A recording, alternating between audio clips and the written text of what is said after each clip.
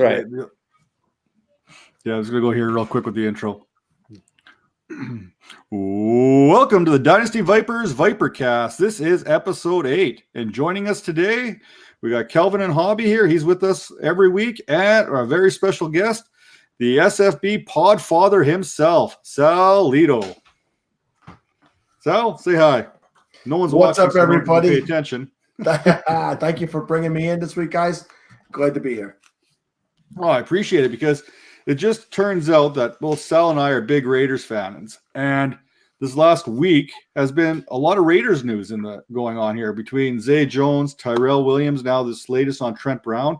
Some of these things we kind of want to touch on here. And I believe Gabe Jackson's coming back this week as well. So that Raiders line, that was kind of the Achilles heel, I guess, in the preseason. People were wondering about that being a weakness for the Raiders based on last year. And now all of a sudden it looks like a strength. It looks like it's getting better each and every week. They're starting to gel. Trent Brown, Colton Miller on the edges there. Then you bring in Gabe Jackson coming back. And all of a sudden with Rodney Hudson, Richie Incognito, he's off the embalming fluid right now and he's looking good. So that unit is looking pretty solid right now. Yeah, much more solid than it was expected. It's led the rookie Josh Jacobs to have the second most rushing yards out of any running back that's played only 5 games behind Marlon Mack. He's off to a really good start. And listen, I couldn't be happier with him too. Didn't expect to be there at this point, but I'm not going to complain. No, and that's probably the biggest surprise for me. And now week 1, we were, as Raiders fans, we're like, why aren't they using Josh Jacobs more? Why aren't they using him? Now Gruden's starting using him more and more, and we're seeing these results come in.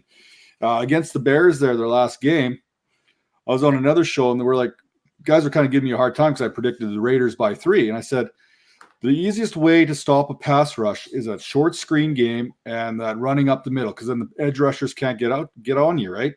And they did that. They used Josh Jacobs in both capacities there, and look at that. They came away with the W. And I don't think it was as close of a game as what the score ended up being, right? So no, they let him creep back in.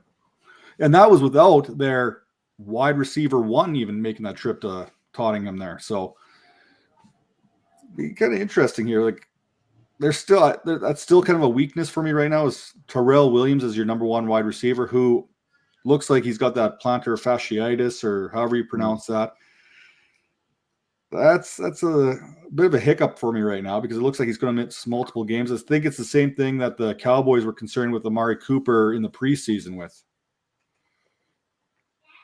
Yeah, we're gonna be running out a lot of rookies, a lot of young players, and of course Zay Jones coming to town. I like to see how he adjusts to the offense, but it does worry me. Tyrell stepped in there and was a touchdown a game for the first 4 games. Seemingly looked like he was going to become that wide receiver 1, just take the role and fluidly and go with it. And yeah, to be out the 2 weeks, to be out the week in London and then the additional week of the bye week and still not be ready is definitely worrisome because we need a guy in that offense with experience. There's legitimately nobody there. Even Zay Jones doesn't have any legitimate NFL experience. He's played, but he's never been the guy or really stepped up to be the guy. And sadly, this is still a better wide receiver group than we had last year. Yeah, that is pretty crazy. But hey, listen, we'll throw the ball 30 times to Darren Waller. They just extended him $9 million through 2023. So we'll just have to throw to him 30 times a game. I think Derek Carr would be up for that.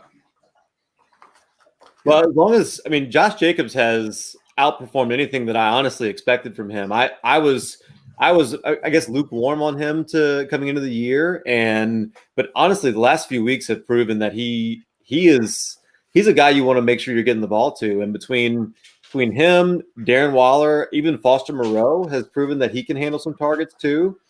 Add in Zay Jones, and he's got the talent. They certainly, they gave up a 5th round pick for him. Raiders seem to do that with wide receivers fairly often with some checkered past. But hey, this one, honestly, Zay Jones is a guy I've liked a lot, and he can add elements to this team that obviously you're not going to get from Hunter Renfrow, and you're not going to get from Tyrell Williams right now. So I don't know. There could be all of a sudden quite a few interesting options in that team, and they want to run the ball. And and keep the ball on their side of the field in their possession for now. I don't know. I like a lot of what the Raiders are doing for sure. And the thing I like probably even the most is we know Derek Carr is not going to push that ball down the field. At the beginning of the season, we thought Antonio Brown was going to be there, so we thought that pushing that ball was going to work for him. Darren Waller is going to catch those passes, like you said, 30 passes a game right now. They're going to run the ball hard. Hunter Renfrow is going to catch them wherever in the slot and stuff like that. They're not going to be one of those pushing the balls down the field teams right now, but they're going to control the clock and they're going to let that offensive line absolutely get after players, which brings us into a nice matchup this week. That Green Bay front there with Zadarius Smith and Preston Smith, right? Is it Smith or Preston Smith or Preston Brown? The Smith brothers. The Smith brothers. Both of those guys have performed well this year, picking up sacks left, right, and center. But it'll be interesting to see how they work against that. That'll be a good test for the Oakland Raiders this week.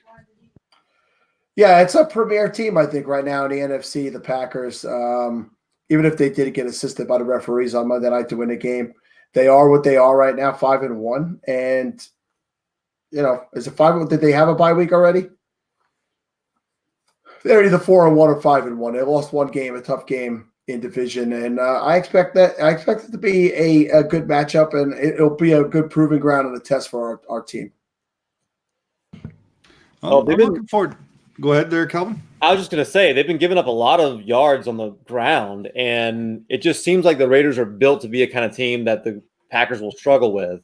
And as long as they keep handing the ball off to Josh Jacobs, utilizing the weapons that they have, I mean, Green Bay, as great as Aaron Rodgers is, and honestly, he looked really good the other night. It's just his receivers were so bad. And you take Devontae Adams out of there.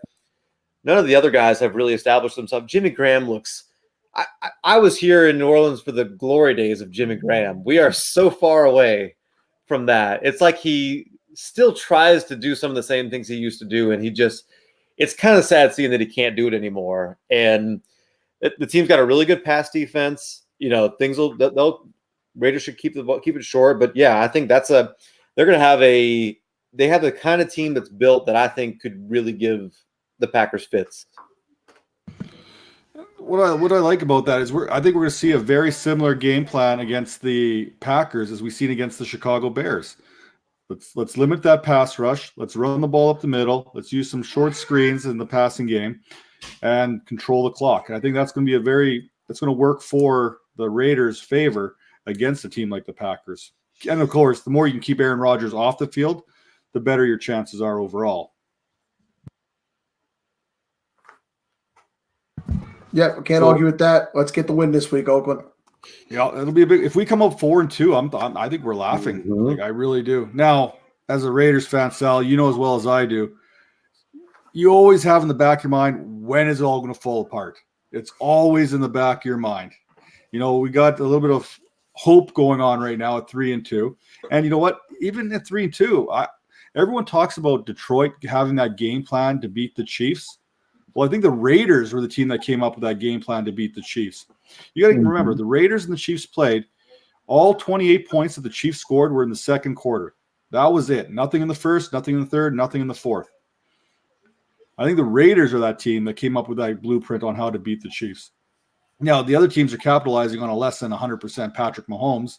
And I think you talked about that a little bit earlier about that ankle being it's still Patrick Mahomes, but Patrick Mahomes is most effective when he can move that pocket and find a target downfield and kind of improvise, get that little sandlot football action going on.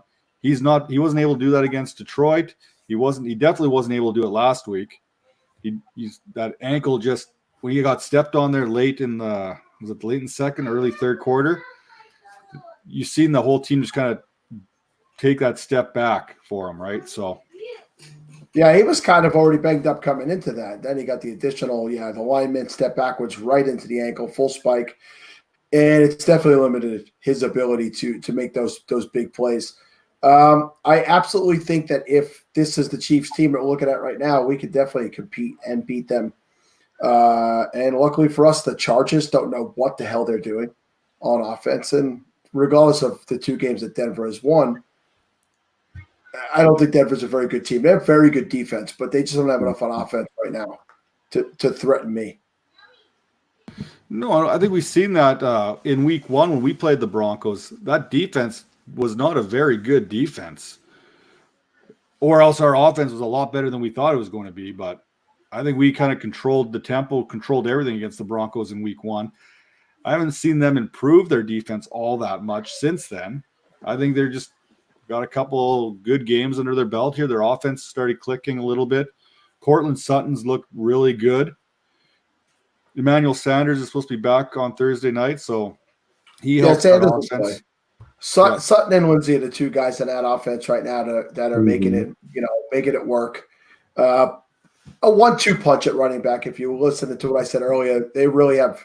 That is almost a down the middle committee. It's just that Lindsay's doing more with his touches than Freeman is. But yeah, they're looking to control the clock, similar to what we were saying with the Raiders, and play solid defense. Yeah, they played Tennessee this past week. We got the shutout, so that's not obviously a high potent offense.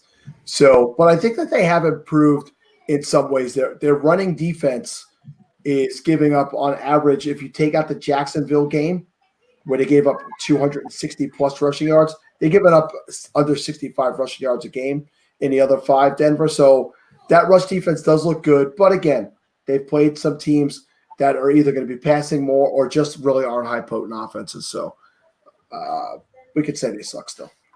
Yeah, they both suck. But I'm really excited to see what Philip Lindsay actually does against this Chiefs defense. Like we've talked there, Calvin, there, when you go back and you do your box score scouting on previous Chiefs games, you start whoever's your running back is against the Chiefs. They're going to put up numbers. They're going to produce. And when you've got a 1-2 punch like Royce Freeman and Philip Lindsay, they kind of hit you on both ends of things here. And the Chiefs have no answer. They have no answer at all against the run. Yeah, no doubt. And, just thinking from a fantasy perspective, I think Royce Freeman and Philip Lindsay are both worth starting this week. Lindsay, I made a note, and Sal, you're 100% right. So far for this season, they've been almost a down the middle split until you get to the last few weeks, and all of a sudden there's starting to be a little bit of a creeping towards Philip Lindsay, and some of that's in the red zone. It's always kind of leaned towards him for the whole season, but over the last couple of weeks, the trend just kind of looks like he's starting to gain a little bit of separation. Like you said, he's doing more with his carries. He's doing more with his touches right now. Freeman's still a little bit more involved in the passing game. And obviously that's something that, the Chiefs can be vulnerable to as well. And but nothing wrong, just talking from a football perspective, they're going to want to do the same thing the Raiders want to do. They want to turn around. They want to hand the football off. And, they got Cortland Sutton, who's turning into one of the better wide receivers in the league too, like you said. Yeah, I had a stat earlier for Cortland Sutton for consistency-wise targets. 8, 7, 9, 7, 8. Those are his targets in the games this year. So he's seeing right in that 8 target a game. And, he's starting to come into that big-sized, big play receiver. I think we were hoping he would be out of college. I really like the development. Again, we don't like to say too many nice things about AFC West opponents, but I think Cortland Sutton is shaping up into what will be. He's right now number 12 in overall fantasy scoring for wide receivers, which makes him a wide receiver 1, unless you're playing in those rinky-dink 10-team leagues. Which shouldn't exist anyway. 10-team leagues are like those leagues that go 17 weeks. They shouldn't exist. There should be no games in week 17, and there should be no 10-team leagues. Everything should be 12 to 14, in my opinion, but that's just me. I think another thing is, again, I don't want to praise the Broncos, but it looks like Sutton's starting to get that rhythm with Joe Flacco. Mm-hmm. Joe Flacco's never been afraid to throw that ball. He's got the arm, and let's be honest, these are his – outside of when he had Steve Smith there for a little bit, he's never really had many talented pass catchers to throw the ball to. And now he's got Manny Sanders there underneath, and he's got Cortland Sutton, who, like we've said, is turning into one of the better all-around wide receivers in the game today. Young Torrey Smith is hurt. Young Torrey Smith is hurt? Hurt by your words. Yeah, well, he was pretty good way back when, but I don't know about we'll leave that one for now. I was just trying to think of any other wide receiver that's ever played with him. That's what came to my mind.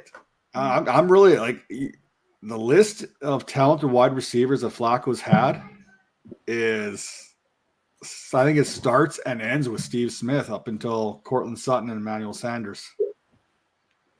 Like I'm trying to think right now, and I can't. Who was come that up fast with guy that went there from Miami? Speedy receiver on the outside he had for a little while. I'm gonna have to look it up now. I can't remember. It'll come to you about the 45-minute mark of the podcast. For sure. So let's kind of go through here some of the box score scouting here, Calvin. Here, pick a few games here yourself. Jump in here anytime and kind of talk about like one I want to talk about because we're not going to hear the end of it if I don't bring it up. Your Saints game.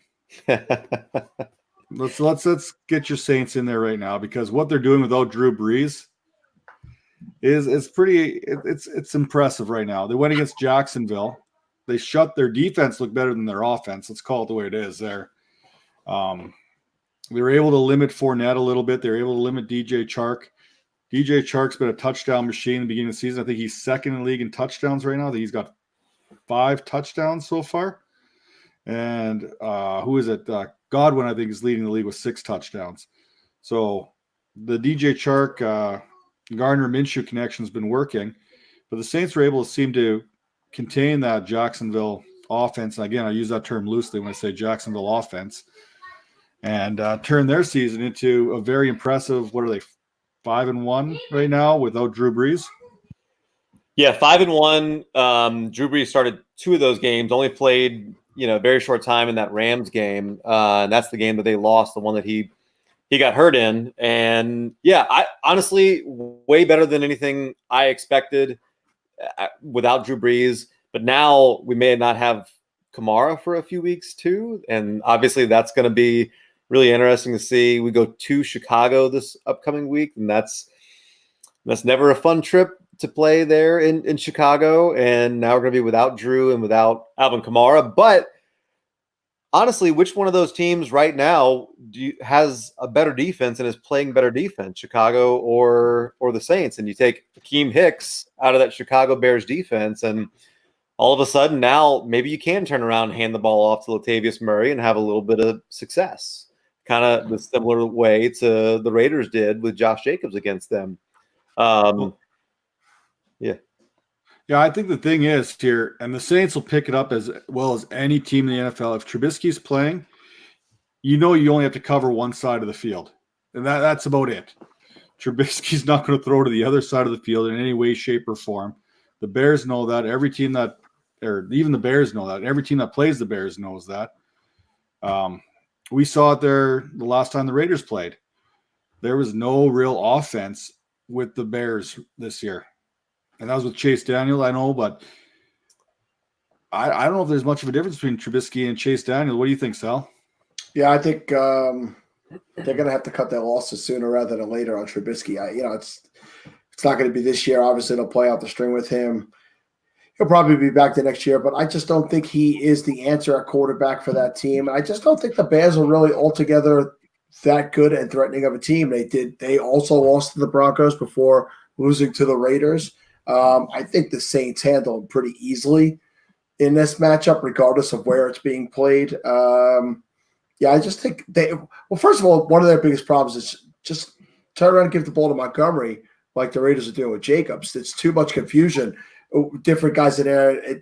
Just make it a little bit more simple and use that rookie running back. It's a reason why you use the draft capital on him that you did. So maybe in a bye week, we see that implemented more coming out of the bye week. But overall, I don't feel like they're a very well-oiled team. And the thing is, they've got Allen Robinson, who in my opinion is a high-end wide receiver 2. Some weeks you can get those wide receiver 1 type numbers. They've got the running back. They should be able to put up some numbers offensively. We just haven't seen that yet so far this year. And now I might catch a little shit for this somewhere along the line, but do you think that Khalil Mack and that contract hinders the Bears beyond this year? Obviously, it's the reason why the Raiders didn't want to sign him, right? I mean, John Gruden knew that it would eventually hinder them, and luckily they won't have to give a big second contract to Trubisky. They could probably start over with another rookie quarterback in another year or so. But yeah, I can see where that would definitely become an issue. Because, like I said, the Raiders took that money and essentially gave it to Antonio Brown. They took it back from Antonio Brown, and they gave it to Trent Brown, and they got that offensive line kind of figured out. And we seen there a lot when the Raiders played the Bears, it was Khalil Mack and Trent Brown, and, well, Colton Miller was on the left side, but it almost looked like, and I'm not saying Khalil Mack's not a good player. He's still the best defensive player in the league, in my opinion, bar none. I still wish he was a Raider. Let's not kid ourselves here. But Trent Brown made that look like a pretty wise move on the Raiders' behalf if they were going to put that money to Trent Brown and move on from Khalil Mack. And we know that offensive line is probably the most important part right before maybe that pass rush. Pass rush is probably number 3, quarterback, offensive line, pass rush, if you're looking to pay people, right? So it seems like they saved that money, and then they ended up drafting a diamond there in the rough in Max Crosby, who has been fantastic so far for him. We haven't seen the real Clelin Ferrell. Josh Jacobs is another part of that trade. So it's been looking pretty good. And the Bears, maybe they move on for Trubisky, save some money on the quarterback position, but paying that much money to a single player I think it's a kick in the nuts. And we're going to see this affect the LA Rams here sooner than later as well. The LA Rams, they just baffle me here right now because you tied a bunch of money into Jared Goff. We don't know what Jared Goff is. Oh, I think I know. Yeah, well, they've tied a bunch of money into Todd Gurley, who's been banged up here. They tied a bunch of money into Aaron Donald, and rightfully so. Yeah. Probably him and Khalil Mack were 2 best defensive players. And then they traded today 2 firsts and a bunch of other stuff. Now, they don't have a first-round pick until like 2022 now, after this is all said and done, for Jalen Ramsey, who's also one of the highest-paid players in this position. So now you've got X amount of dollars tied up into that Rams team. Where else are they going to put that money? Like, they got a good contract on Robert Woods. Brandon Cooks, I think, is one of the higher-paid wide receivers in the game as well. So you've got to fill out an entire roster. It's nice to have some top-end talent, but at some point, something's got to give, and you need young players on cheap contracts to make your team run, right? Yeah, at some point you might see Brandon Cooks moving on yet again to another team because of that contract, because you have Cup there. I bet the Rams get a first-round pick for him. It's kind of the thing, isn't it? Yeah. Hey, real quick. So just back to the Saints notes, because I'm not going to get away from that, but I'll add in a former Raider into what I'm going to say to this. The only player that's gotten 3 straight weeks of at least one red zone opportunity for the Saints is Jared Cook. He's gotten a target in the red zone, 4 of them actually in the last 3 weeks. So and that's as much as anybody else on that team. So every week they're looking to get him the ball, and they're looking to get him the ball in the red zone. He's cashed in on 2 of those touchdowns in the last 2 weeks.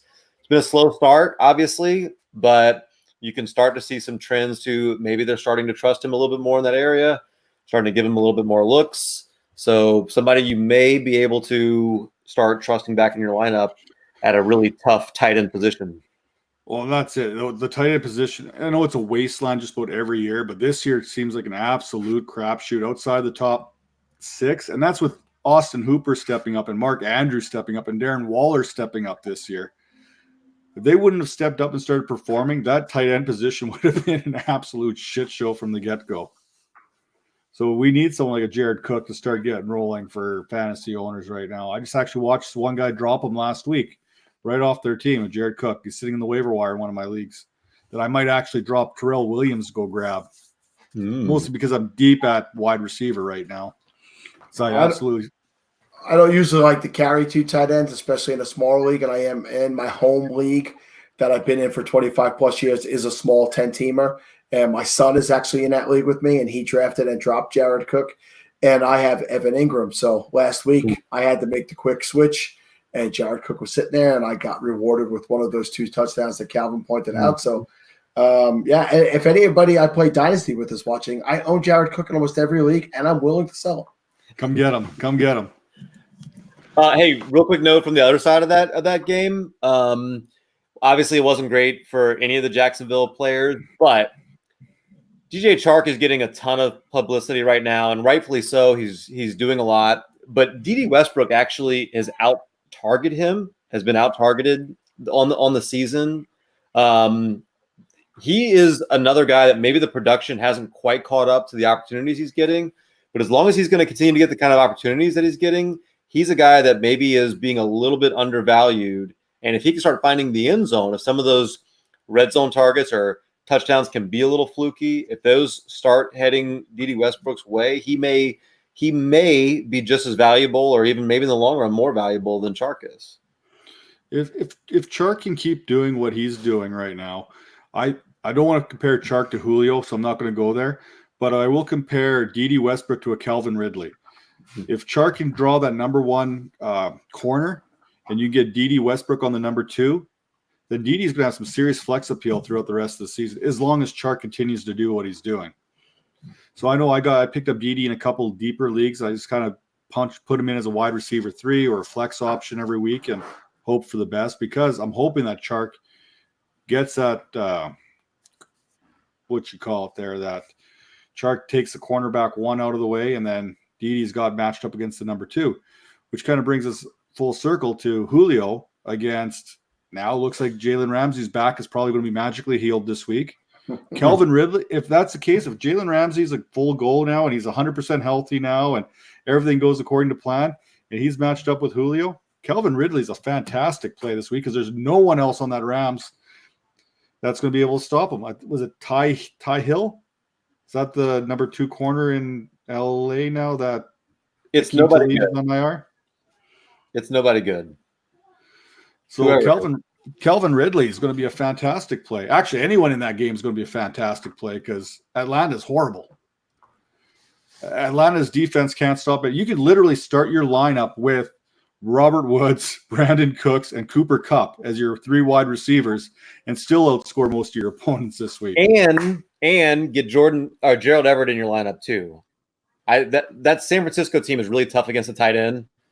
And I think Gerald Everett is going to have a bounce back game, and I think he's worth putting. Honestly, just this one of those games you just find people from that game and play them. If you're on the fence about somebody, find somebody in that game and break ties in that favor.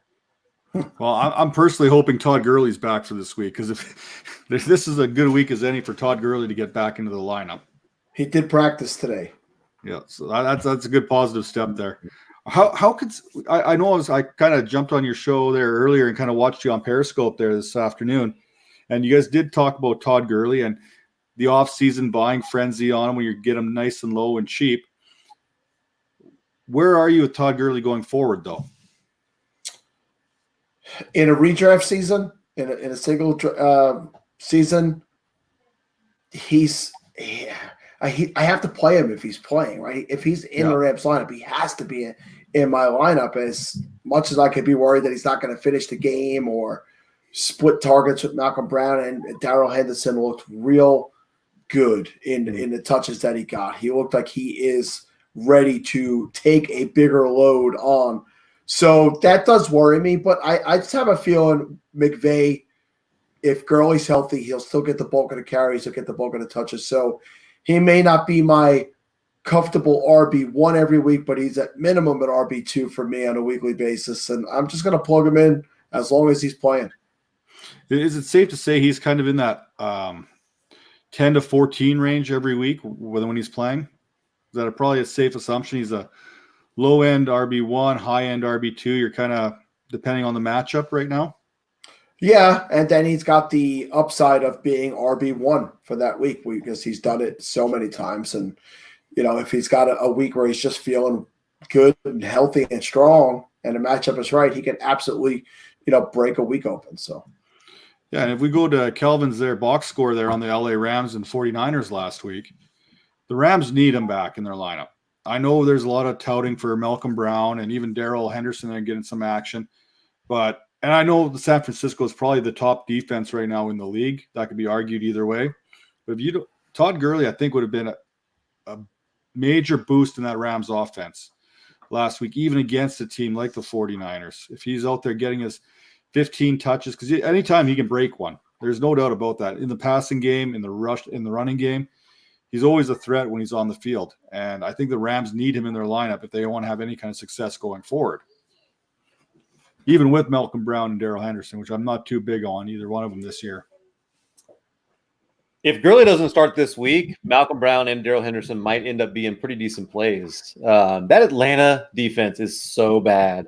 And then they turn around the next week and they get Cincinnati. So, I mean, honestly, these next couple weeks could be really interesting for whoever ends up in that backfield. And you're right. I don't think we can take a lot away because San Francisco, their defense is better than I think anybody was ready to give them credit for. They have just been completely not. Their front seven might be as good as anybody in the league. So, yeah, I mean, I'm with you overall, but we saw C.J. Anderson last year get opportunities. He became a league winner. If it's Malcolm Brown, if it's Todd Gurley, if it's Darrell Henderson, I mean, the opportunities there, and what they can do with it can be successful. So, well, I'm kind of glad you brought up the Cincinnati Bengals there too, and when you were just talking there, because this week they got the Jaguars, and I have Leonard Fournette right now as my RB2 going into this week, and the only reason he's not RB1 is Saquon Barkley is probably back in the lineup this week against Arizona. So Leonard Fournette, if you look at the Cincinnati, any box score that Cincinnati's been involved in, they are just, you compare them to Atlanta, they're terrible, except Atlanta has an offense to go with. Mm-hmm. Like, I can't remember what the number is. I think, can you recall what you said Cincinnati was ranked against the run last week? I can find it in a second. Let's see. Against the run. But yeah, Bengals are dead last. They're giving up 29.3 points a game. That's more than Miami is giving up to running backs right now. And teams are running on Miami a lot because they're usually up by 20 points at halftime, with the exception of the Washington Redskins. Not the Redskins. Yeah. They should have won that game too, except that it was a absolute horrible 2-point conversion attempt on their part. It was like the perfect tanking play to be running, but they're not tanking. So I don't know what we're talking about. Kenyon Drake knew the rules. Yeah, he's like, let's just knock this down right here. Somebody did tell Ryan Fitzpatrick what we're supposed to be doing here. Well, that's the thing. You can't go into a tanking mode and be trailing in a game and then put Ryan Fitzpatrick in, because if he knows anything, he's going to make a comeback. That's what he does at the most unopportune time. He's going to start being like a QB1 on you, and next thing you know, you got to win. And now Washington and Cincinnati would have been in the driver's seat for whoever you want to go with there, Burrow or Herbert or Tua, right? Which is we're going to talk about next week. We're going to kind of feature the 2020 draft class here next week with Travis May is going to join us for that. So that's going to be kind of fun there too. It's never too early to start talking drafting, right? Especially if a lot of people's teams are not really contending this year. Travis May is great. I'm in at least one dynasty with Travis. So good guy, very knowledgeable. I'll definitely be tuning in to hear that. Oh, he suckered me into one of these. I got into this college fantasy this year? Okay. He runs these college fantasy leagues he's got going on right now, and he suckered me into it. And I'm like, this could be awesome. I'm gonna have fun. Lets you know the draft class and the college players a little bit better, and you get a better understanding overall, and makes you a better fantasy analyst and player altogether. So I'm like, okay, I draft this team. I'm pumped about this. I'm like, okay, I've done my homework. I'm going to draft all small school players that are playing small schools, and I'm going to rack up the points. I'm like 2-4 right now. Have the fourth most points in the league, but I'm 2-4. I'm like, you've got to be kidding me. It's like the most frustrating thing on the face of the planet.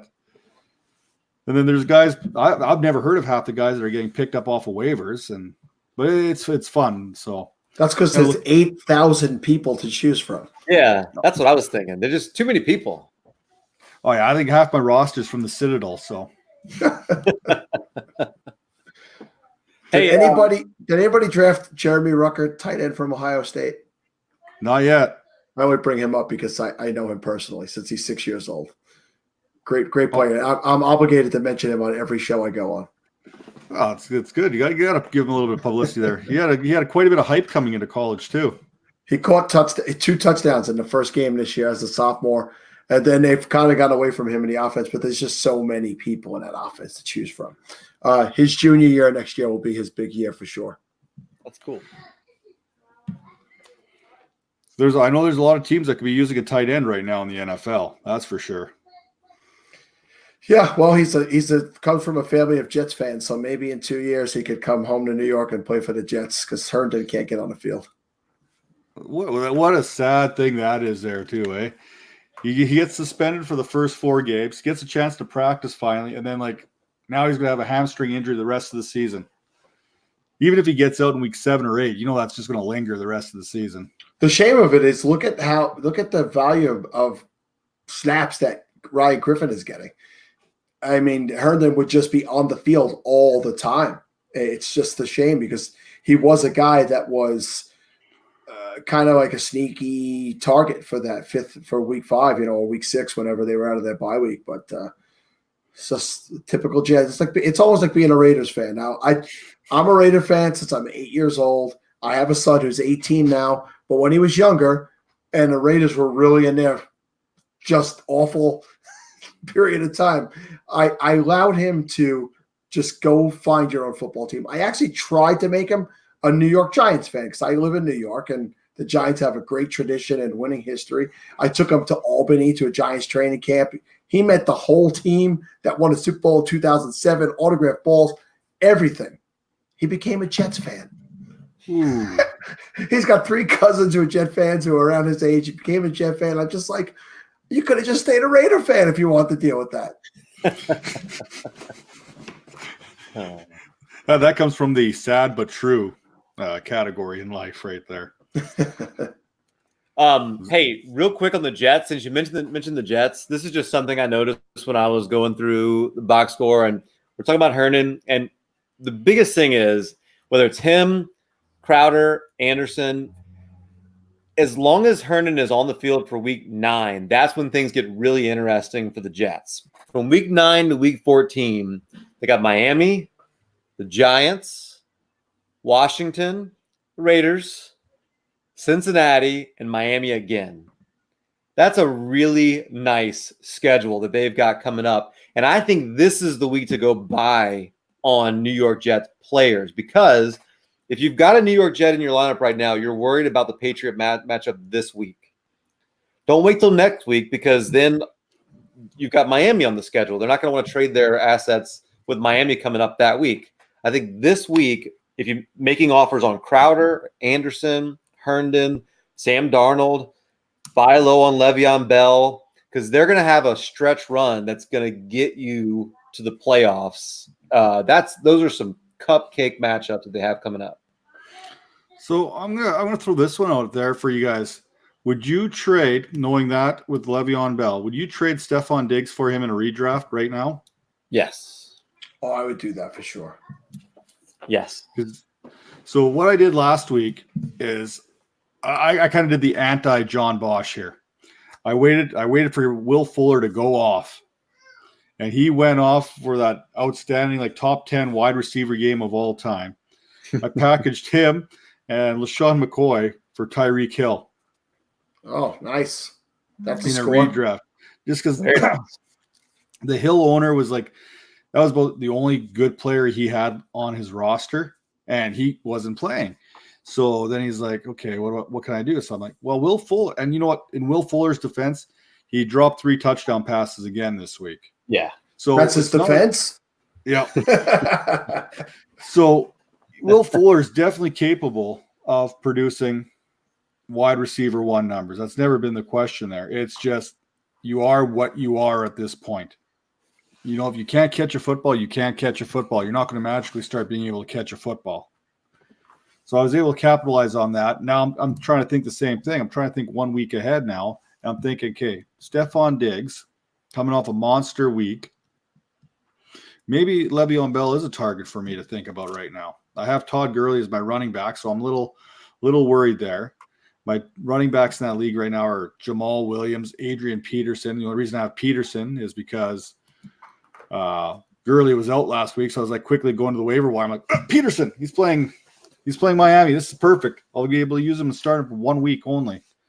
So the running backs are pretty weak on that team, and obviously with Gurley having his questions that he's having. So I'm like, okay, I'm deep at wide receiver. Maybe this is a move to make. Le'Veon Bell for Stephon Diggs. Yeah, I think that's if you could get that deal done, great. I think the point that Calvin made about buying now on those Jet players is a fantastic one. That schedule is really favorable, and it just makes sense. I've tried to make a living in my deeper leagues on finding those guys a week or two ahead of time, even if it's on the waiver wire, because in those deeper leagues you use so much depth. So yeah, it's important to look ahead at schedules like that and not just wait till the last minute and be like, oh, you're not going to get anything by somebody when they're facing Miami that week. So excellent point. Yeah. And even going back to Colin and touching on the Jets, Robbie Anderson's a guy I am trying to get everywhere. And going back to the John Bosch kind of style, this is the week you sit back, you let Stephon Gilmore take him completely out of the game, and then you lowball the shit out of someone for him because he'll either get dropped onto the waiver wire again, or you'll get him for your tight end 2 or whatever you have on your roster at the time. So Robbie Anderson is definitely a guy I'm targeting after this week with that schedule going forward. I think the Jets have an easy schedule. The Pittsburgh Steelers are another team that have a very favorable schedule down the stretch, which is probably good for them since they're probably not going to make the playoffs unless everyone shits the bed in that division. But nothing would make me happier. I think it's the team I like the least in the NFL. You know what? I would agree with you because after we had Antonio Brown, the amount of Steelers fans that just came out in droves and just hammered the Raiders for that. And that it turns out they were right, but that's not the point. Yeah, well, don't get me started. Listen, it's a douchey fan base, okay? You can't I get so annoyed with them. The atmosphere, and Le'Veon Bell seems to actually be a decent guy here in New York, and you see him in the media. But what was allowed to be created there with Antonio Brown, Le'Veon Bell, and Ben Roethlisberger was created there by that organization and by that coach. He let those guys run the place to get out of control. And now all the Steelers fans want to go, whoop, they don't play here. No, it started there. And those two guys wanted out of there because of Ben. Can't stand Ben Roethlisberger. We know what his history is. So again, I just don't like douchey fan bases, and I really feel like that's what they are. So, and how is Antonio Brown not being in Pittsburgh affecting Juju Smith-Schuster right now? Yeah, the second coming. Not quite. Not quite. No. And he's been there's a handful of guys you can label an early season quarterly bust, and I think Smith-Schuster is a bust right now. Him, Joe Mixon, obviously you can throw him into that whole thing. Guys you spent a first or second round and pick and redraft, you're getting nothing out of these guys. And I don't see that changing for Smith-Schuster down the stretch here. Yeah, I mean, he's playing with second year and third string quarterbacks, and it's just a bit of a mess there right now. I don't think Ben comes back this year at all, right? I don't think that he's projected to come back. He had the surgery. So I think you're 100% right. Might be in a dynasty scenario a time to buy low on him. But this year, I'd say he's a bust. Yeah, especially if you have a rebuilding team, like that's this whole Steelers team basically is a team that you want to target somebody on that team to go after. If you're just trying to, if you're rebuilding, you're just trying to find people that you can buy low on that ultimately are going to be worth more in the future. And that's a team that's getting terrible quarterback play, producing almost nothing for their fantasy assets, and ripe for you to go in, offer someone who can give a contending team an opportunity to compete and maybe win this year, and you can take on some of those assets that might have more value next year. One of those assets right now that you can maybe buy in redraft that's still going to give you that production is James Conner right now. You look at your box score there last week with the Steelers, and he was able to produce. He was the running back one last week, correct? When you factor everything in, he had a good game. He seems to be the Steelers' offense right now, and that's probably not going to change. So I'll disagree. Not that he had I agree he had a great game, but I think he is the guy to potentially sell right now. I'm a little worried about, I don't know if it's his health. And what I'm worried about it's a total change in philosophy from Pittsburgh, because it started off with Jalen Samuels becoming more involved. This past week, Benny Snell actually out carrying James Conner. And what we've always liked about the Pittsburgh Steelers and the situation in the backfield, what made James Conner as high a draft pick as he was, a first-round pick in a lot of leagues, is we walked in with the assumption that, hey, Pittsburgh is the kind of team, whoever is going to be the running back, they're going to get all the carries. And it happened with Le'Veon Bell. It happened when they had D'Angelo Williams for those games where Le'Veon Bell was suspended or hurt. It happened with James Conner last year until he got hurt, and then it was Jalen Samuels.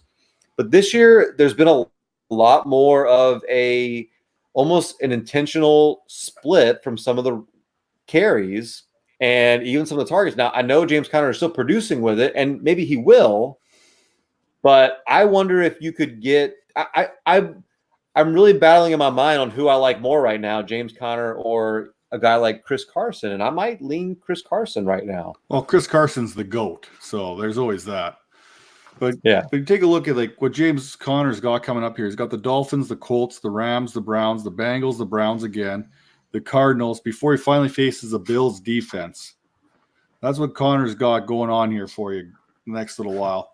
Not to mention he had 8 catches in week 4, nothing against the Ravens, and then another 7 catches against the Chargers. So he's also their most reliable pass option right now, too. Now that Samuels is out. That's where he's doing it. Yeah. That's where he's doing it. And a lot of that is because the quarterback that they have in there right now is doing a lot of checkdowns. I don't know. I have a tough time, I guess, relying on that. And if they really are going to continue to – if Benny Snell is going to be a thing now, and I thought he actually looked pretty good, I just think there's more threats there to him than there are to some of the other top backs. And if there are people that still value him in that first round caliber, then I might want to cash in. What do you sell? What do you figure? Yeah, no, I think good points made on both sides. I agree with what Calvin said. But I also agree with what you said. The touches are being obviously divided. It's there in black and white. But with the receptions and the receiving game, he's still remaining a weekly low end to RB1 at least. So he's going to be in your lineup every week.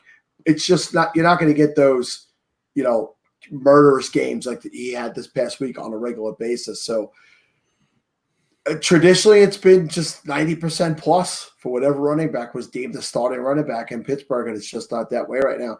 And mostly I'm just disappointed because in my 16-team falafel, the original league that started my podcast career, the 16-team I drafted Benny Snell this year, and again, not deep rosters there. I had to let him go, and now the son of a bitch is getting playing time.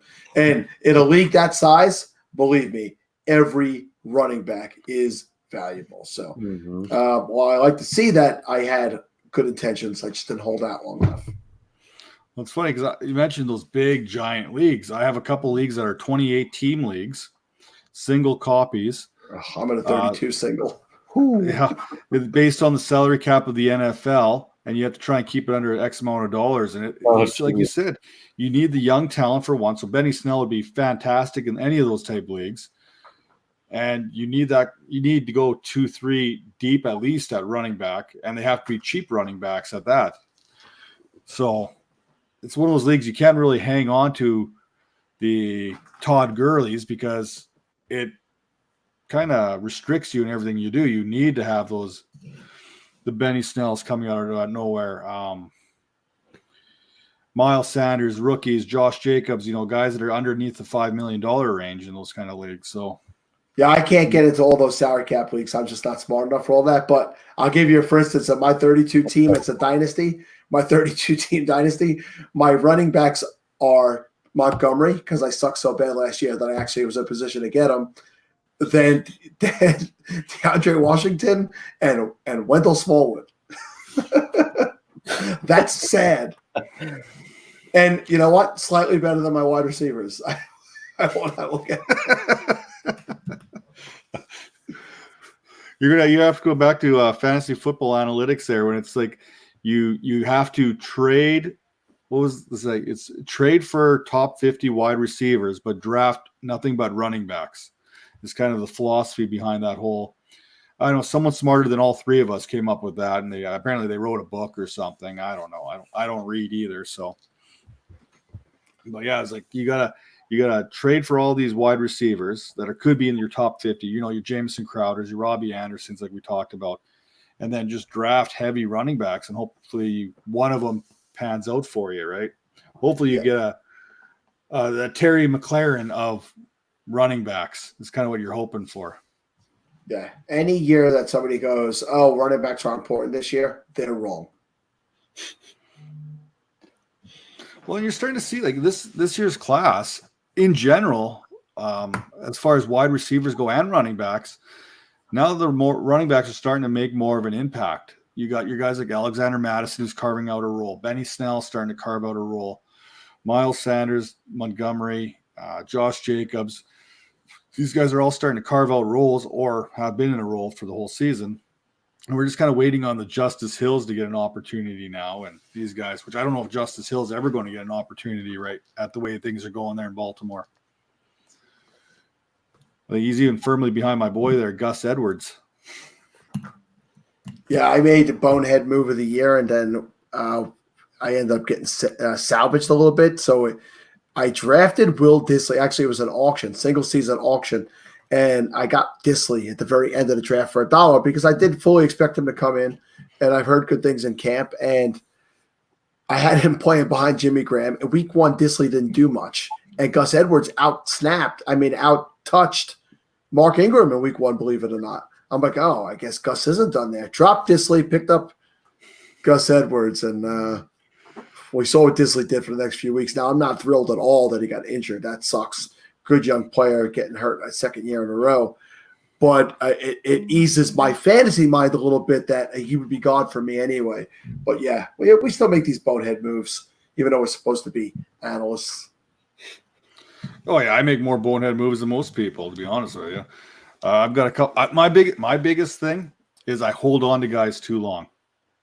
Now, I don't know about you guys, but I get into these dynasty leagues and I refuse to sell players, which kind of worked out for me with Frank Gore because I refused to let Frank Gore go altogether. Now he's starting to look good again.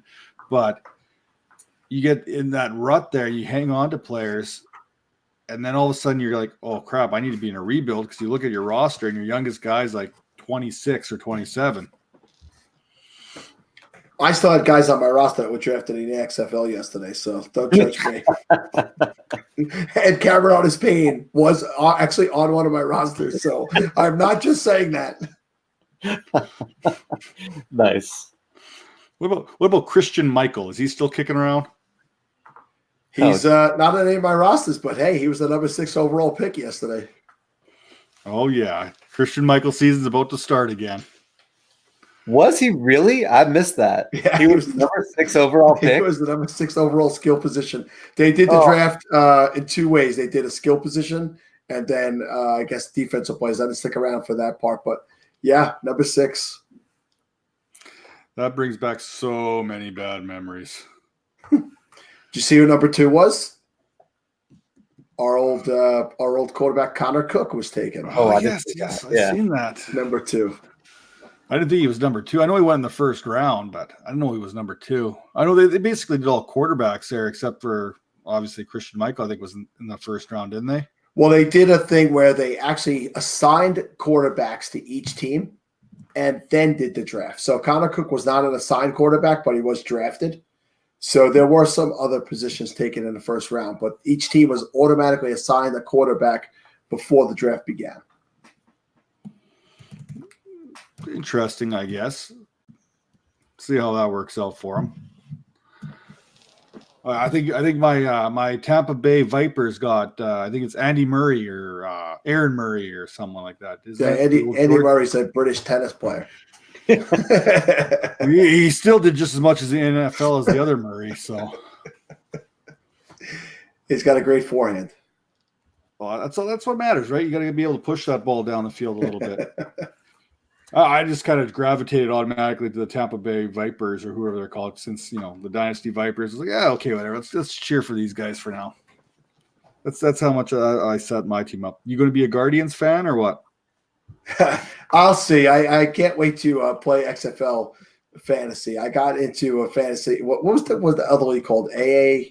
Yeah. Or AAF or whatever the heck it was. Yeah, AAF. Listen to this league I ended up in. We actually did a fantasy, and I'm pretty decently good friends with Scott Fish. So I asked him to get me into the league.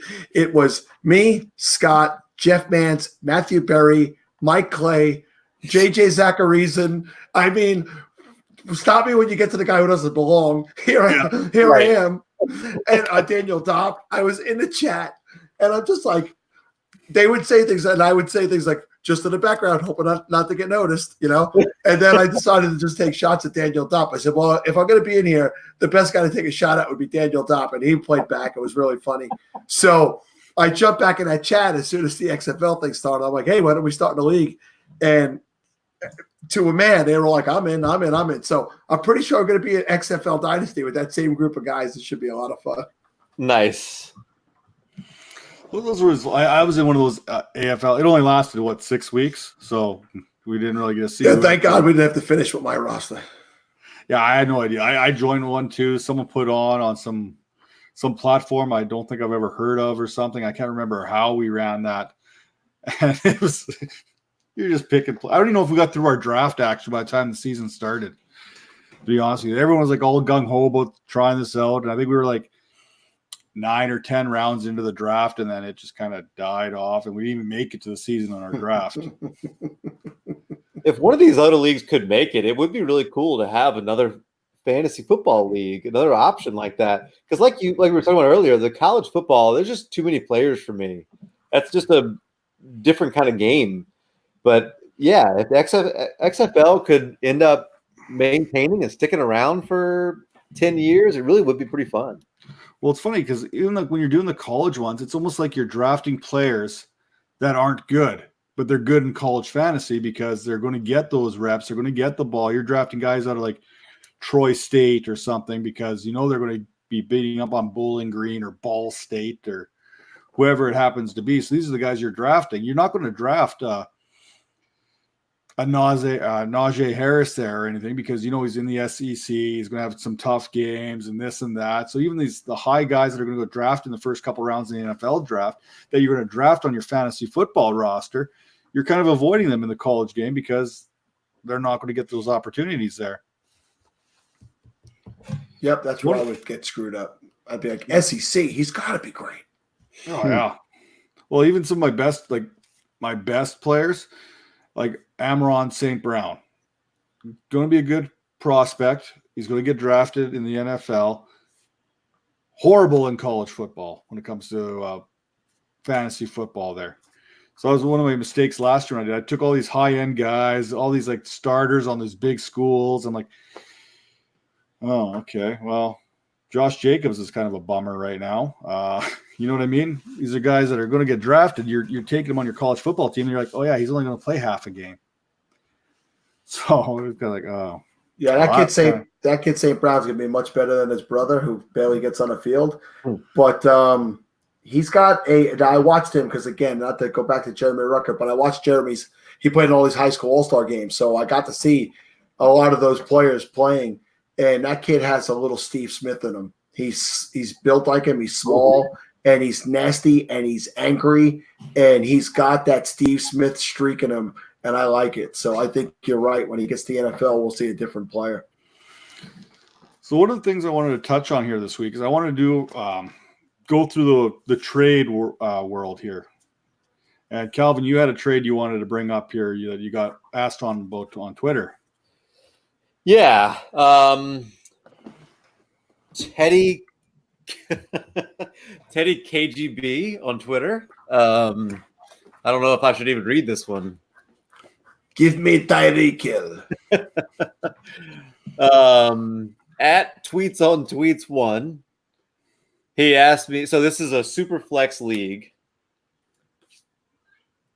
I think I know where I would lean, but I'm curious to see what you guys say. So Tyreek Hill, Sony Michel, Ryan Tannehill, and DJ Moore, or Michael Gallup, who, by the way, really good matchup this week. He's going to do really well. Michael Gallup, Aaron Jones, Jamison Crowder, we talked about, and Sam Darnold.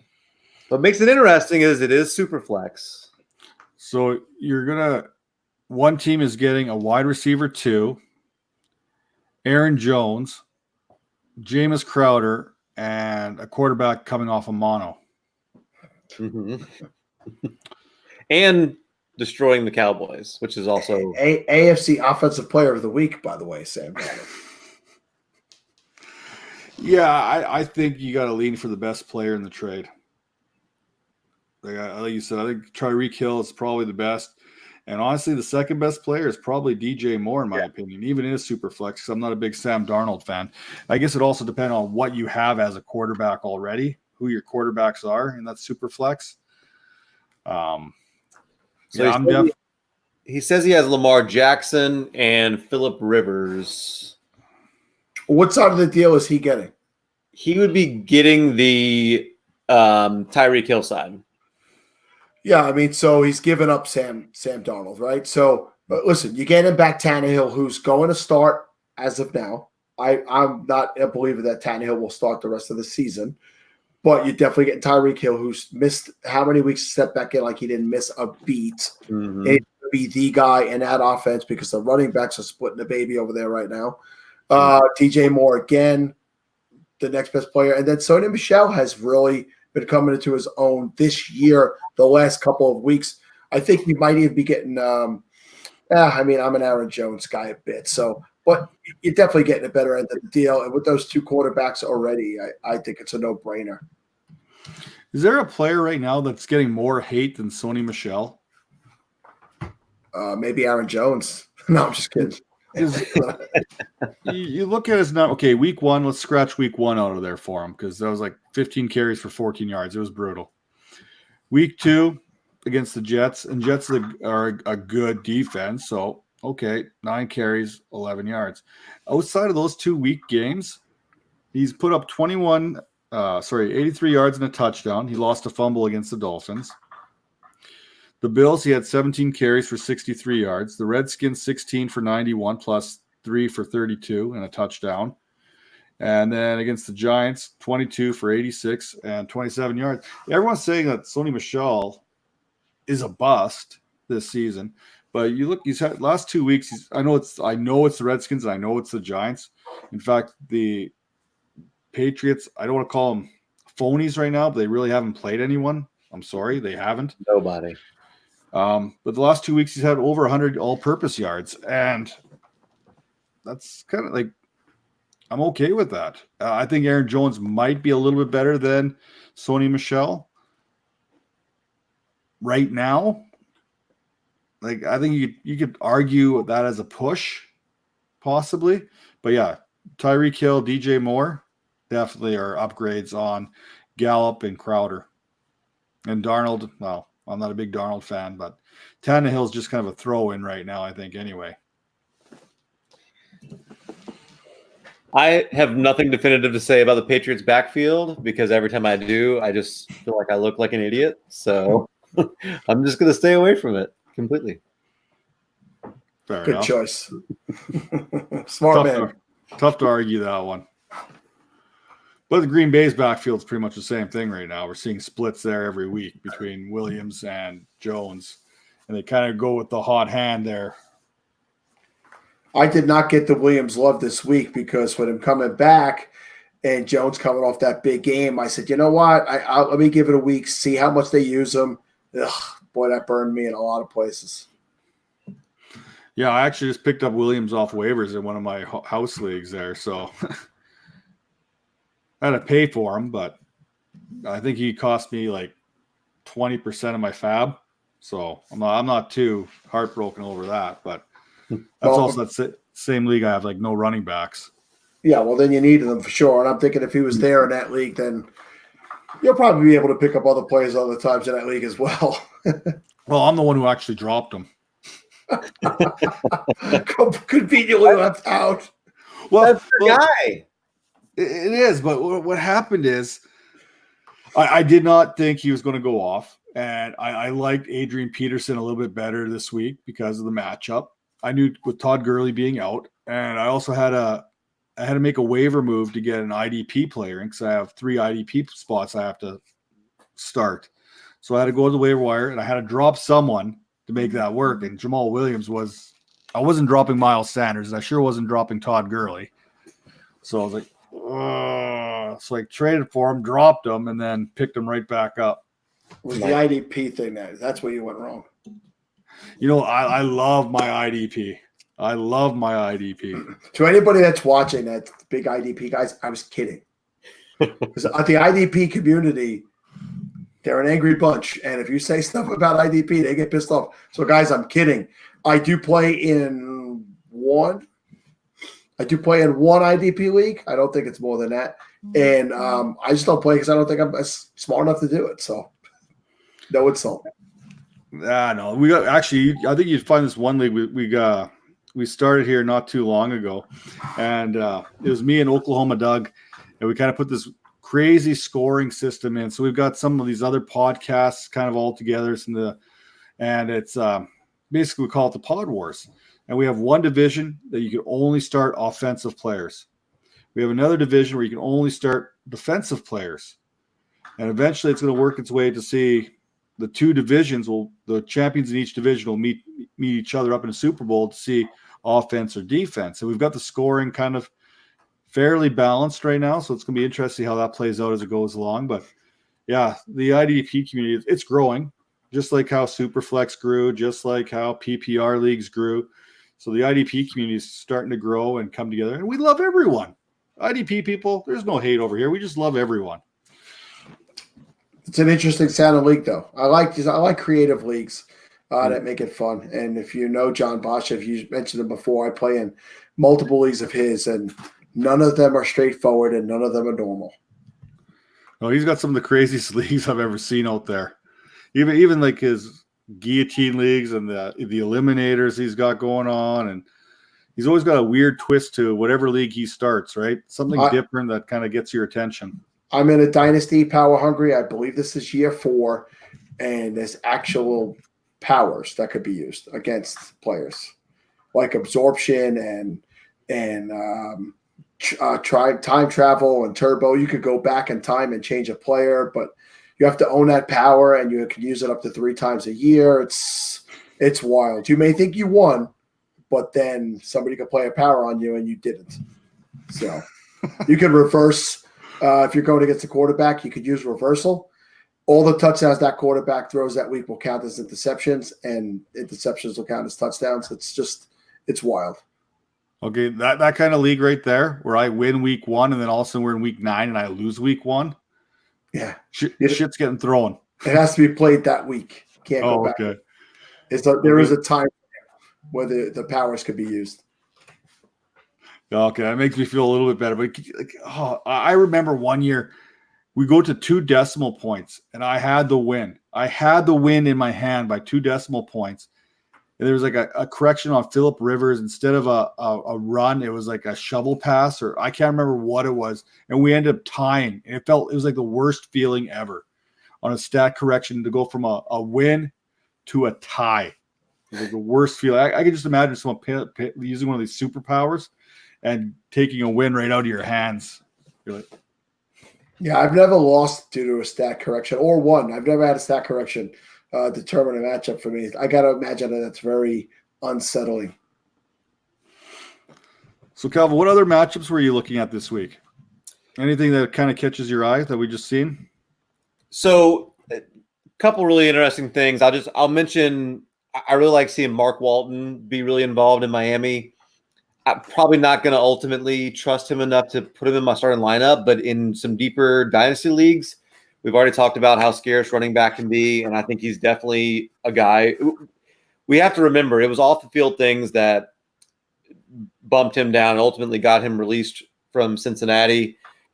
He seems to have kind of gotten things together from all reports there in Miami. He got an opportunity this week and actually looked pretty good.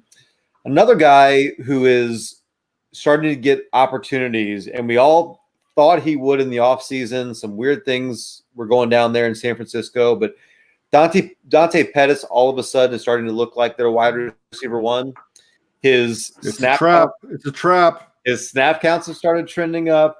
His targets have started trending up. All of a sudden, he led all wide receivers in San Francisco in snaps last week and targets. And he is starting to look like the wide receiver one on that team. I think I buy it. You don't, Dingus? I still like Debo there. Do you? I think long term for this season, I still like Debo there because they use him in a variety of ways. They get him on those jet sweep type things. They get him in the running game, passing game. But there's not really that. I really had high hopes for a good one before the season started because I think he had a good rapport with Garoppolo going forward, and we just haven't seen that yet. So I think that wide receiver one in San Francisco is open. And Pettis should have the inside track, but I don't like Pettis. Not much of what I've seen right now screams to me that he could be a wide receiver one on a team. Interesting that you brought those two players up because, as I mentioned earlier, and I'm going to be a little selfish by bringing up my own league. That same 16-team league where the running backs are really important, where I try to find a guy a week or two ahead of time. I picked up Walton right before the bye week. And put him on the end of the bench because, I started to see some signs there. There was word that he was moving ahead of Balaj on the depth chart. And so right after the bye week, we come out of the bye week, and I get reached out to by the resident Miami Dolphin fan in my league. And he wants Walton. First, he reaches out to me. It's like, hey, is Walton available? And I said, everybody's always available, but just understand I have a feeling he's going to become more valuable down. And the player he offered me was Dante Pettis. And I'm pretty good at wide receiver in that league. And the running backs I said, I'd rather hold on to Walton. And so he offered me him and Mike Davis. So he offered me a guy who's basically inactive and Pettis, who hasn't been seeing a lot of targets.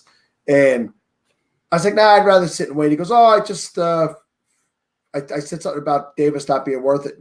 He's like, yeah, well, Walton's really not that good either. I'm like, well, you reached out to me and you're a Dolphins fan. What am I, a fool? And then obviously, like you pointed out, Calvin, Walton was getting opportunity this week.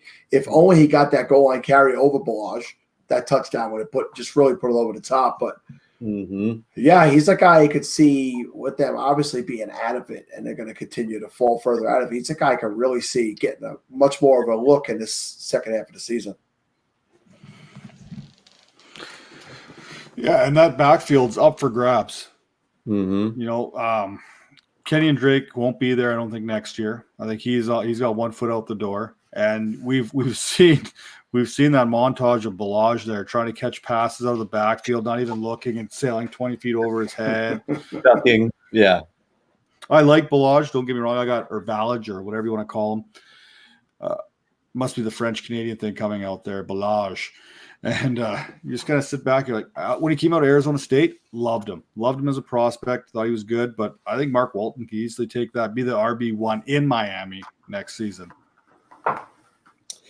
I'll give you some quick notes. Keyshawn Johnson in Arizona he's playing a ton. He's dominating snaps out there. He's getting opportunities. It hasn't really worked out yet, but it's the kind of thing that I like to pay attention to just from a dynasty perspective. The quarterback is trying to find him. Kyler Murray is looking for him. His targets have been going up. His snap count has been going up kind of consistently the last few weeks. So he's obviously Christian Kirk being out affects that. I'm not ready to say, hey, let's throw him in our lineup, but it's possible when you start seeing those trends, the production sometimes does follow. Not always. Production does sometimes follow that. He got a lot of buzz in the offseason. We know they like him a lot. So he's the kind of guy I want to keep an eye on. Another guy, obviously, extremely talented. We're looking for opportunities. Dallas Goedert, all of a sudden, kind of out of nowhere, got 8 targets last week. He I know struggled with injuries in the first part of the year. He's been on the field a lot, but just hasn't been targeted as much in the passing game. He's obviously a really good blocker, and they like him for a lot of things there in Philadelphia.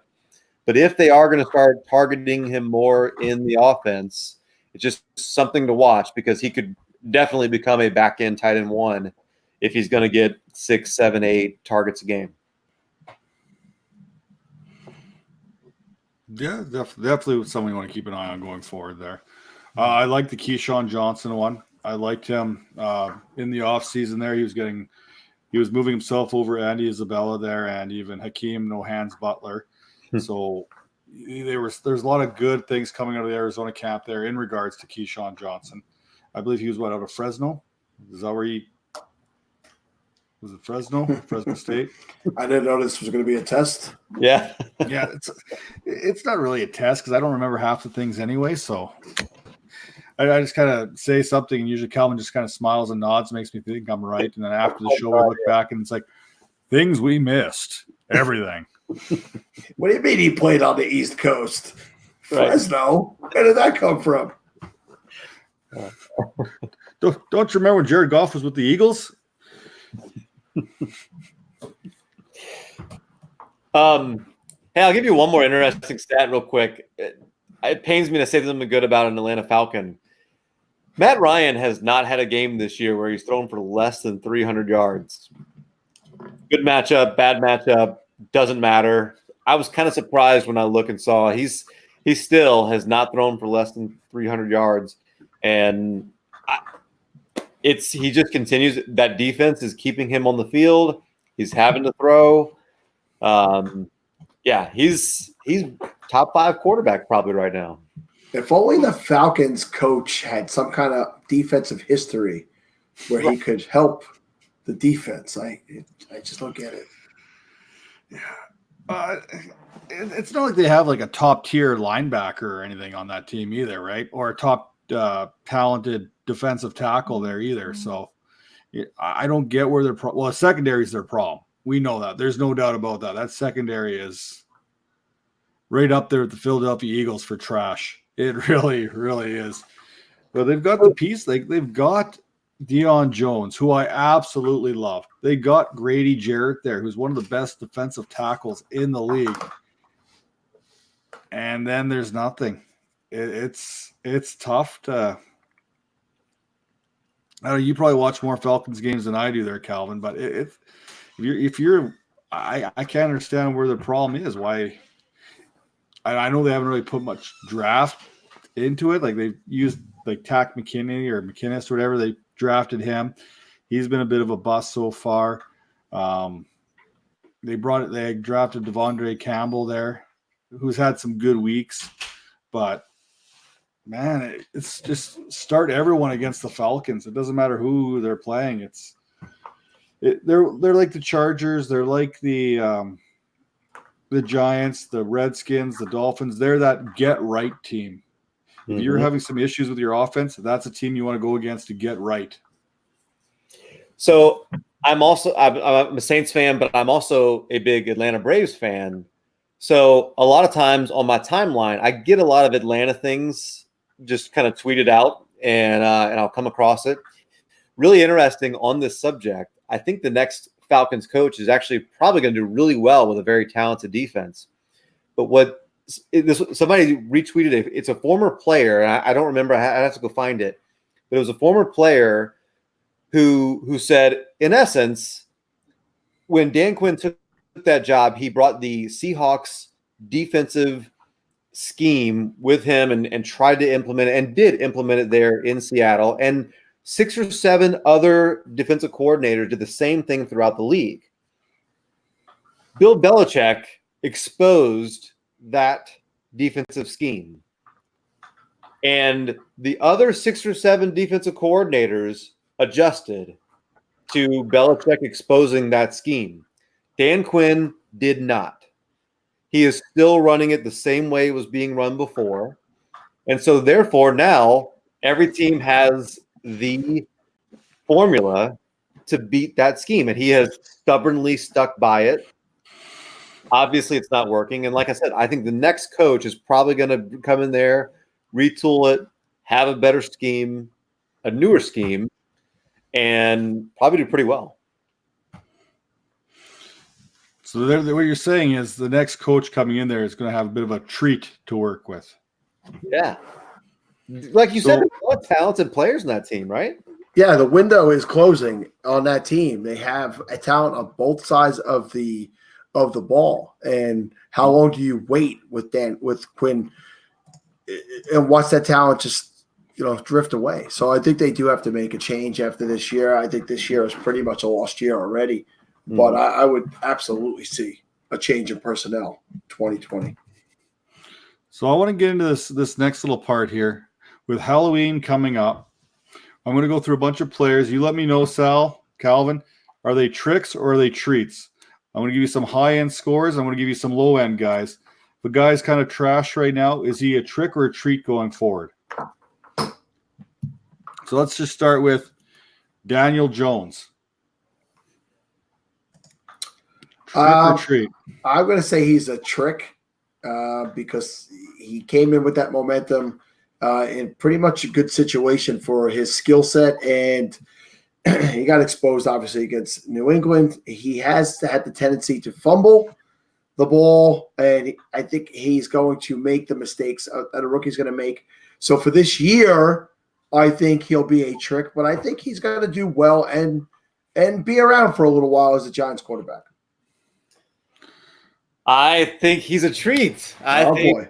Daniel. So, okay, exposed, sure, against New England. I mean, everybody has, but also Sterling Shepard's out. Evan Ingram was out. He had basically Golden Tate and Darius Slayton. He had a guy that literally got cut the next day at running back next to him. Yeah. When I look, again, this is kind of looking ahead, looking forward. If you now say you got Golden Tate, you're going to get Saquon Barkley back. You get Sterling Shepard back in the offense. You get Evan Ingram back in the offense. Darius Slayton, I really do like what he can add as a deep threat. Now you fast forward a little bit and into the fantasy playoffs where he's really going to be a treat because you've got Philadelphia, who can't cover anything in the passing game right now. You've got Miami, that's week 14, Miami in week 15, and the Washington Redskins in week 16. Daniel Jones, fantasy playoff champion. Heard it here first. I think Calvin made a lot of good points. I'm going to try to stick my hand in his bag and get that treat. Maybe trade him. Hey, I got this apple. Well, like you said, you got to try and get him while he's coming off a low and see if you get a little bit of a low ball offer on him there, right? Well, got to do it now because he's got the Cardinals this week, and I think this week will be pretty good for him. Here's another one for you. Baker Mayfield. Trick or treat? I don't want any part of Baker. I really don't. I was one of the guys in the offseason. So I'm going to say trick, I guess. I was saying in the offseason, and I don't have schedules in front of me, so Calvin's got a little bit of advantage over me on this one if he's got the schedules in front of him. I just felt like there was no chance that offense was going to be this well-oiled machine that so many people thought it was going to be. There was too many personalities mixed with a rookie head coach. There was just too much going on, too much expectation thrown upon that team that's never really lived up to any expectations. So for me, I don't want any part of them. And I know where Calvin's going to go right now. He's going to go straight to the playoffs. No.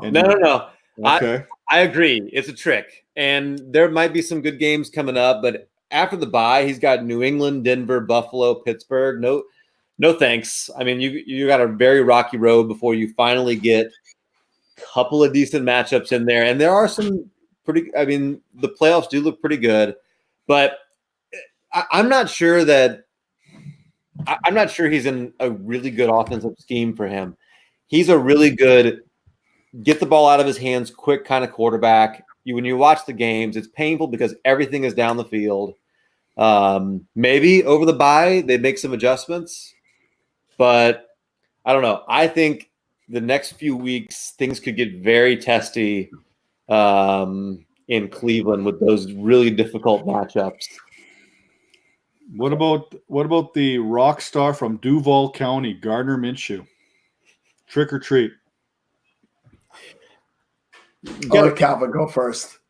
Well, you got to say treat. I mean, certainly fantasy production or not, Gardner Minshew certainly is. We're better off having him in our lives. That's for sure, no doubt.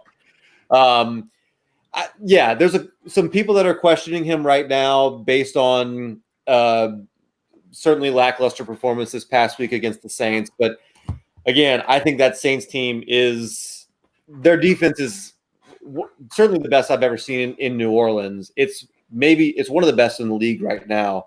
But don't forget, he performed really well against Carolina. He performed really well against Denver. He performed really well against Tennessee. He's not a top 10 quarterback in fantasy, but he is certainly that guy that if your quarterback is facing a tough matchup, you can trust. Certainly in 2 quarterback leagues, and definitely even back in quarterback one. So he came out of nowhere. It's not like you had expectations for him. Anything you get from him is great. So he's a treat. Yeah, I mean, those are excellent points. I think the main point is if Nick Foles comes back, does Minshew continue to play, right? So you could get tricked into thinking that he's going to be your starter or at least a super flex type of starter for you the rest of the way, and he might not even be actually playing. But he is a dandy. He's definitely done – he's made it fun, and we do need those characters in the NFL. And in a time where so many guys are doing things that make you just absolutely shake your head, he makes you shake your head in a different kind of way. All right, let's move to the running back position. Carlos Hyde, trick or treat?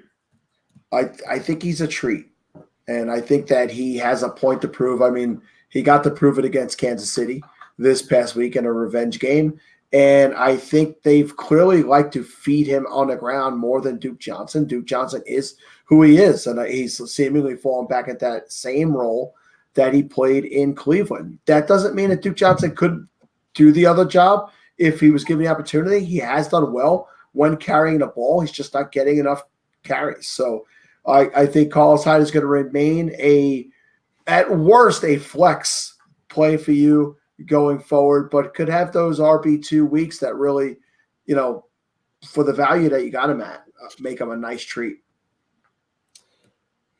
Yeah. At the running back position, if you got a guy that's going to get 20 plus carries a game in a lot of the games that he plays, that's going to be a treat. I wish he was more involved in the passing game. I 100% agree with you. I think I wish Duke Johnson would get an opportunity to be the guy and carry the ball inside, get the targets. I think he's more dynamic, but Bill O'Brien is certainly stuck in he wants to turn around and hand the ball off to Carlos Hyde. And when you got a running back that's going to get 20 carries on this Houston Texans team that has a really good offense, Deshaun Watson's playing great now. Great weapons in the passing game. I think you have to say he's a treat. I'm going to go with a 2-for-1 here on you. The Chargers and the Packers backfields. Trick or treat? Boy, let me take the Chargers first, and that is a trick because I don't know what the hell to expect, right? This offense has looked really mediocre, and that might be giving it too much credit since Melvin Gordon came back. I mean, you had something that was working with Eckler, and I understand he's your lead running back and whatever that means. But you know what? You're probably not going to pay him to come back next year. So what did you really owe this guy to change the offense around and take away what was working? Eckler was working. So I think that he came out today and complained that he needs, this is Gordon, he needs more than 8 carries in a game. He needs to get into a rhythm. I think that if he doesn't take the ball and run with it, for lack of a better phrase, you're going to start to see some disgruntled people there, and mainly the guys that were succeeding before he came in, and now seeing that the offense is taking a downturn. So because the mess that it could become in LA, I'm going to call it a trick. Yeah, I'm with you. And honestly, what a terrible trick they've played on Austin Eckler owners, to begin with, because I mean, he was literally the number 1 running back in fantasy for a time there. And like you said, it was working. You add in Melvin Gordon, and it's one of those, hey, the old saying, if you got 2 quarterbacks, you have no quarterbacks. In this case, if you got 2 running backs, you've got no running backs, because they are completely incapable of doing anything on the ground right now. I don't know. I haven't looked at it enough to know if it's having one of them on the field is tipping off what kind of play call there is. I'm not sure what it is, but something is definitely broken. And yeah, I'm not interested in anybody in San Diego's backfield right now. Green Bay is just, that one is, I just throw my hands up in the air, because Aaron Jones has the monster game 2 weeks ago. Jamal Williams has the big game this past week. Would that game have gone to Aaron Jones had he not fumbled early on and then dropped that pass? But is that enough to now get right back into that split? I've got a lot of Aaron Jones on my rosters, and I honestly just have no idea what to do with him. Here's what I think is, I think it could develop into a treat, because I think that's an offense that is capable of supporting both of those backs, especially with the inability that we've seen in these other wide receivers to step up behind Devontae Adams. And Devontae Adams will hopefully be back soon. Who knows when with that turf toe. But I think that you could see enough carries and both guys getting targets, even on the field at the same time sometimes. So I'd like to see how it shakes out a little bit, but I think it could develop into a treat for owners of both players. Hey, Sal, I know it's getting late on the East Coast there. Are you still good for a few more minutes, or? Sure. Yeah, I think one of my alarms was just going off. I apologize. I couldn't find a watch. It was beeping, which must mean it's midnight. But hey, listen, man, we're here. Let's go. All right, let's move to the wide receiver position. Chris Godwin, trick or treat? Oh my God, he is the ultimate treat. I think I have him in a league where I drafted Antonio Brown as my number 1 wide receiver, in my home league, and I got Godwin a little bit later, and he is carrying the day for me in my wide receiver core. So he's been an absolute delight, and you haven't seen the down weeks that you've seen from Michael Evans with Chris Godwin. So when Evans has had 2 weeks where he's disappeared in an offense, you really haven't seen that from Godwin. So for me, a definite treat. I mean, that's like gummy bears covered in chocolate right there. Yeah, treat, of course. And I was maybe the biggest skeptic of his ADP coming into the season. I didn't think there was any chance he lived up to it. He's obviously lived up to that and more. Mike Evans still had 17 targets this past week. It's just, Jameis Winston is the best kind of bad quarterback. Like, he's gonna touch the ball up. He's gonna have 5 interceptions like last week. But when your top 2 wide receivers are going to combine for 29 targets, I mean, that's exactly that's what you want. And I think, to me, he's having the same kind of year that Juju had last year when he had Antonio Brown opposite him, and he got that high target share and was doing a lot with it because there was a lot of coverage rolled over to Antonio. There's been a lot of coverage against Mike Evans. Mike Evans has had a weird year. Mike Evans, he got really sick that first week, came back. They played that Sunday, and then they played that Thursday, and he still wasn't quite right. So Godwin got off to a really good start. He's been facing difficult matchups now. The game against Lattimore certainly showed up and wanted to do well against him. He didn't have a bad game last week. He still had 9 catches, 90-something yards. had a good game. Just obviously Godwin has outshined him so far this year. So yeah, he's certainly been a treat. I refuse to believe Chris Godwin's any good. That's probably going to be on me. But I get this juju feeling from him. Yeah. I don't know if Godwin produces the way he's doing without Mike Evans in the lineup. It has a very juju feeling. Plus, I bashed Chris Godwin all off season. I continue to do it during the season. I'm stubborn. I'm probably wrong, but I'm going to stick to my guns, and it's probably going to bite me in the ass in fantasy football when it's all said and done. But it's hard to argue with the production he's put up so far this season. Who else we got here? I'm just looking at Terry McLaurin. Cool. Trick or treat. Ultimate treat. Terry McLaurin is legit. Everything about him screams legit wide receiver. When you look in the box scores, when you look at the numbers, his usage, the way they're feeding him is absolutely number one wide receiver type usage. And then I think when you watch the games, I know he didn't profile the way that he looks right now, but all I know is in the NFL, he goes up and high points the ball. He goes up and he is aggressive about coming down with it. He's getting red zone targets. I think, I mean, the Redskins are going to throw a lot. They're going to be down in a ton of games, and they're going to throw the ball. So I don't know what can go wrong with Terry McLaurin. In my mind, he is definitely a treat. Yeah, he's another spectacular treat, especially since you probably didn't even have to draft him. You were lucky enough to grab him off of waivers. I mean, the guy has 5 touchdowns in his first 5 NFL games. Mm-hmm. He misses a game with a little bit of a hamstring injury, and you're like, oh, boy, here we go. And he comes back and has 100 yards and 2 touchdowns. So, I mean, what is there not to like about this guy in an offense that is just ugly? Yeah, he sits in the center of it, like that little, like the eye of the storm, like everything around him. And there he is with the sun flaming on him. So definite treat. So he's been a treat for me so far, but I think he's a trick right now. Only because I don't think that production is going to continue the way it's been going. Obviously, there's going to be regression. You're not going to get a touchdown every single game. It's not going to happen. And if it does, again, I'm wrong again, like I usually am. But I'm just kind of looking 49ers, Vikings, Bills are the next 3 matchups for him. Those are going to be, if he can get through there and still get some production, like we know the targets are going to be filtered to him, but those are going to be 3 tough matchups with the 49ers, the Vikings, and the Bills before the bye week. Then things get better for him. So you're going to have an opportunity, a bye window is going to open up here in the next couple weeks to get in on him. But he's been a treat so far because of where you drafted him, if you even drafted him.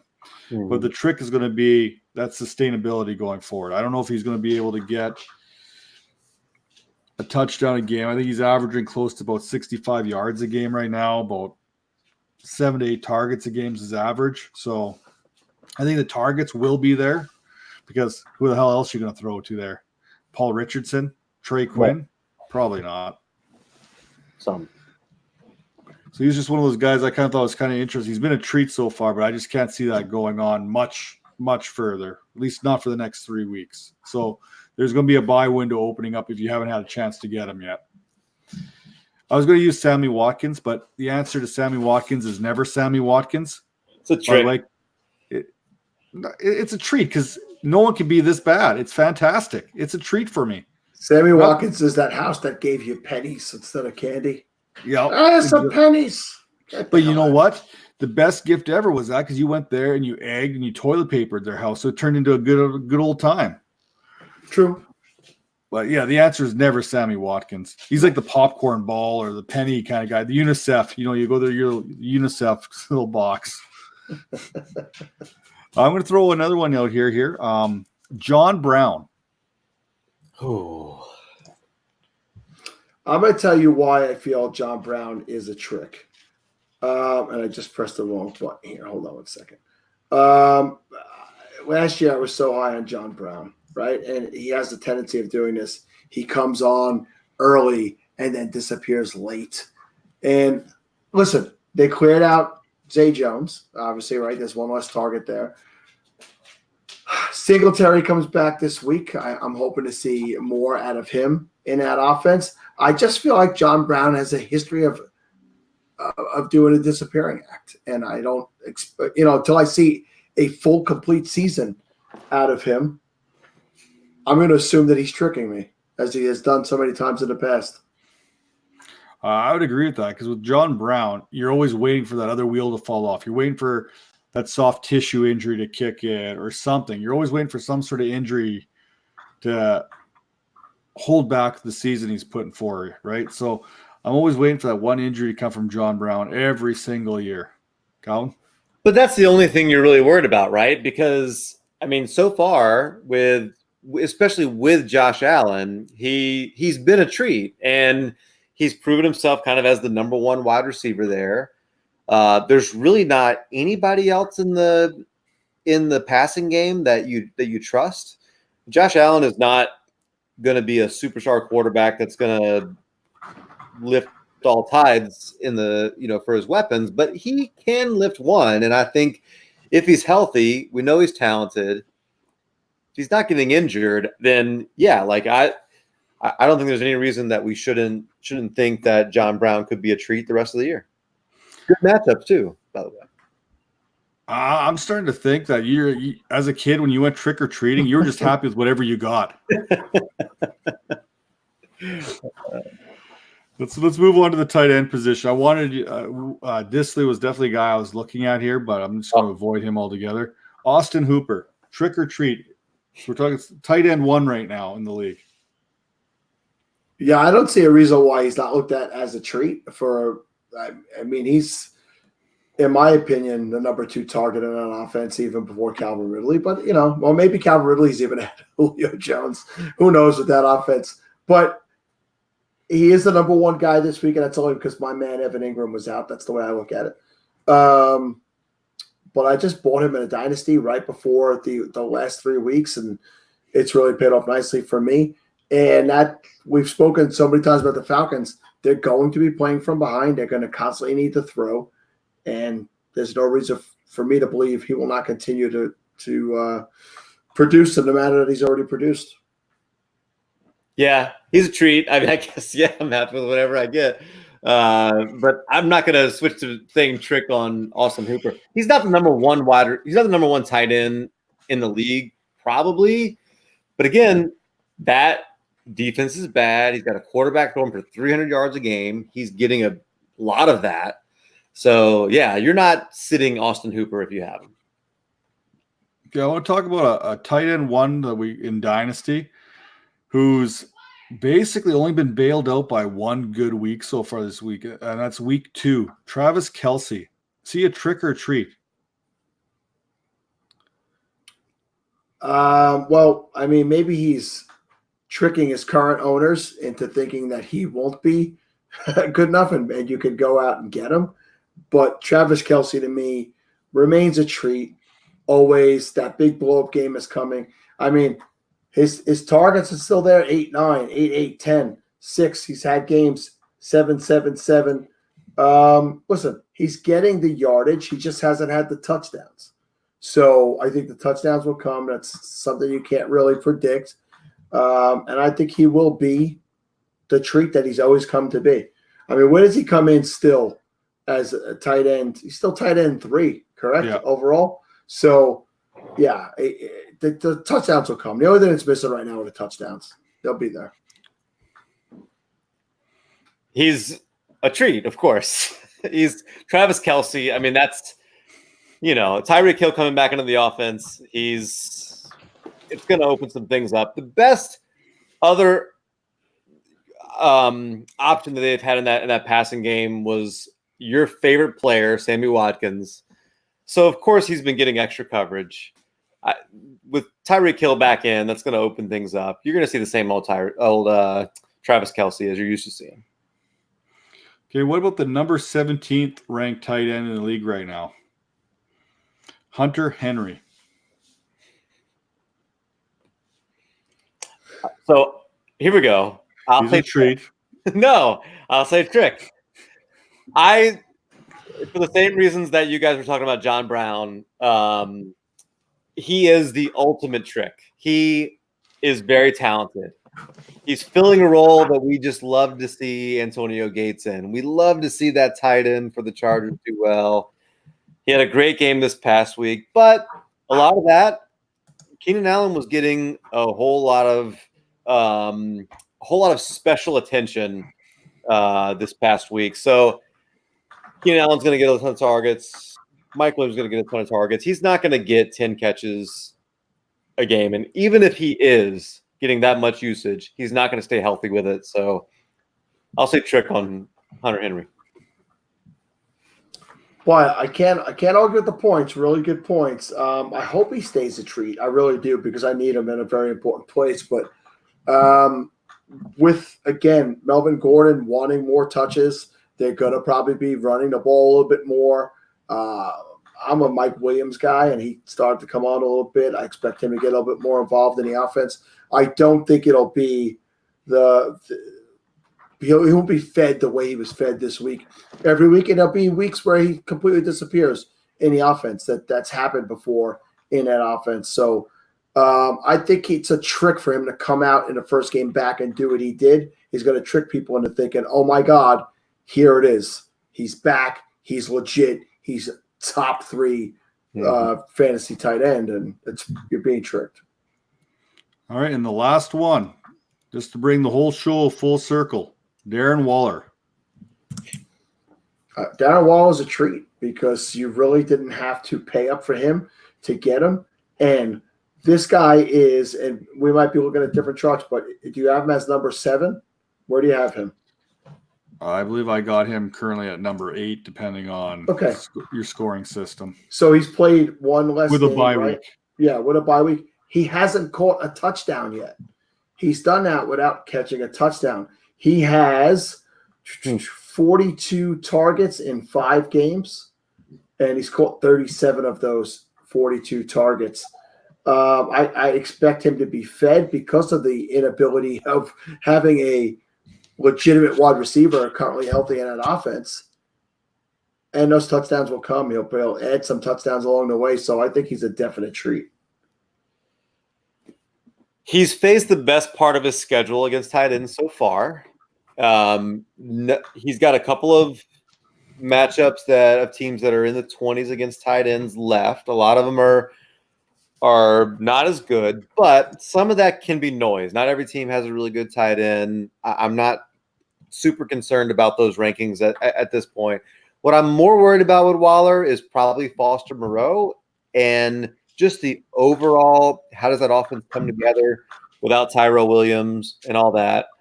But with that said, I still think Darren Waller is a treat, because I think he's going to get the most targets on that team week in and week out. Unless something radical happens, he should lead the team in targets for the rest of the way. So, yeah, I traded Jarvis Landry for him in a league where I was really tight end hungry. And because, I think he's legit. And signing that contract gives you a whole lot of reason to believe he's got a lot of longevity as well. So, yeah.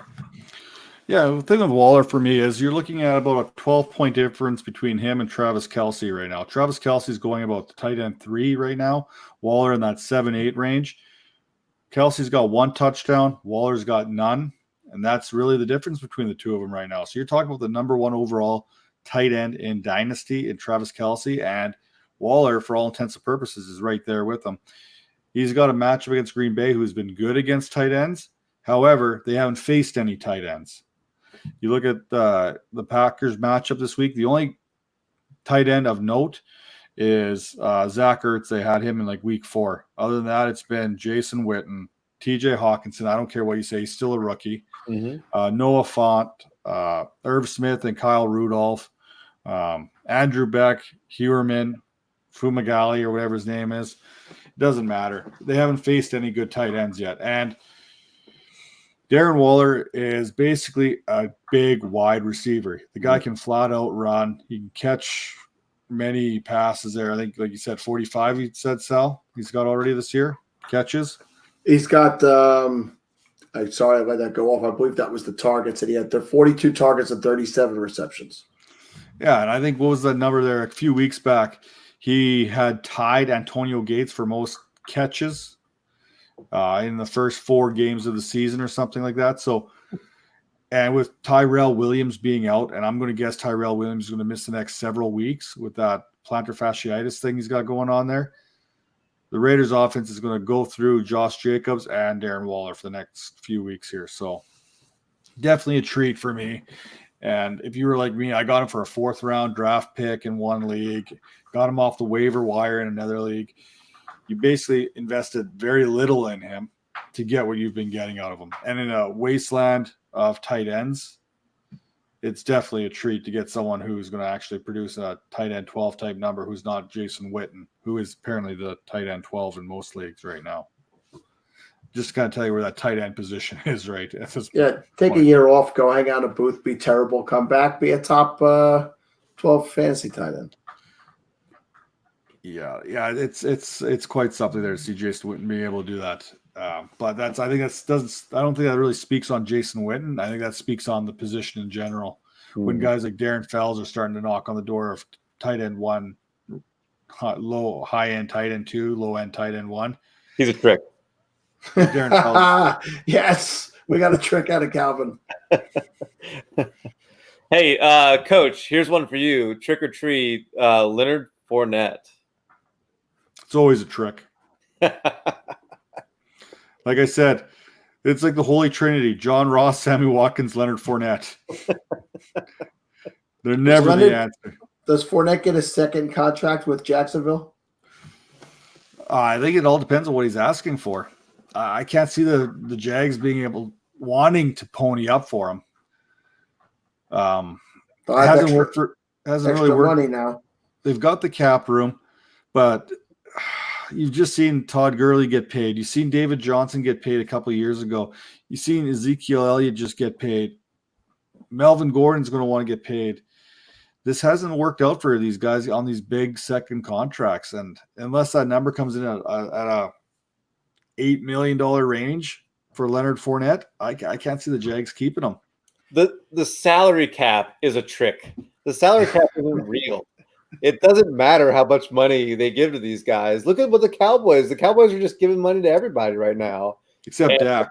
They're finding a way to fit everybody under the cap. The Saints do the same thing all the time. They just take money and make it a bonus or something, and it just works. And so, yeah, I don't know. I wouldn't worry about that. Fournette, all of a sudden this year, is involved in the passing game too, and that's been the biggest difference. If he's healthy, I already told you, if he stays healthy all year, he's going to be a first-round pick next year, no doubt. Don't do it. Don't do it. No doubt. That'll end in Joe Mixon type disappointment right there. But like seriously, who was the last back who got paid who produced after that? We'll have to wait to see how Le'Veon Bell's season continues to go. Yeah, and he didn't get paid what he was going to get paid. That's not what thing. He wanted, that's for sure. He took less to not go back to Pittsburgh. So, like, I'm trying to look at the top scorers right now. Okay, Elliott's number 8. Maybe you can make an argument about him producing when he got paid, but there's not a whole lot of guys that have got paid and came back. LaShawn McCoy was a good example. He had a couple good years after he got paid. He got that big contract, and then he was a cap casualty this year before signing with Kansas City. So Frank Gore. They're not even paying Frank Gore. They're paying I don't know what he's doing, what he's running on there, but Adrian Peterson. He had some good years after he got paid. Yeah, I guess Peterson you could probably make an argument on, but he's not even human. So he's like Frank Gore. Like I joked earlier here about Devin Singletary will be retired before Frank Gore is retired, and them's just the facts. What is Frank Gore, like the fourth best running back of all time as far as running yards right now? Didn't he just pass some people? Now he's like 4th all time, or he just passed Barry Sanders, I think, didn't he? Yeah, the problem with that is, as a Barry Sanders fan, Barry Sanders played 10 years. Right. 10 years to Gore's 15, and I think Gore's great. Don't get me wrong. I think what he does and to continue to play at his age is great. But you have to look at the years and stuff with things like that. Guys like Jim Brown and Barry Sanders just didn't play as long as they could have or should have. So, but that's why I'll never ever get on board with Emmitt Smith being the greatest. No, a top 5 running back of all time. Yeah, absolutely. For me, he'll always be a Phoenix Cardinal or Arizona Cardinal or whatever he was. Well, he broke the record as a Cardinal, right? Well, it was pretty embarrassing to actually have to break the record as a Cardinal. Yes. I remember that game. Stop the game and everything. I remember that. Yep. Mm-hmm. So we're getting kind of late here. We're pushing 2 hours. Sal's falling asleep over there. It's getting like I don't know what time it is, like 12:30 in the morning over there. So it is 12:28 for me here. Yes, it is. So Sal, do you got anything you just want to plug here quickly before we head off? It's not like anyone's watching, but we'll see. People will find this. We're going to tweet the hell out of it and get it out there, and people should be checking this out. No, I just want to thank both of you guys for having me on. It was, Dingus, I've gotten to know you a little bit. Calvin, it was really great. I think you sound like a super intelligent football mind. It was nice to get to know you. Yeah, nice to meet you. Yeah, just follow me on Twitter, Salito FF.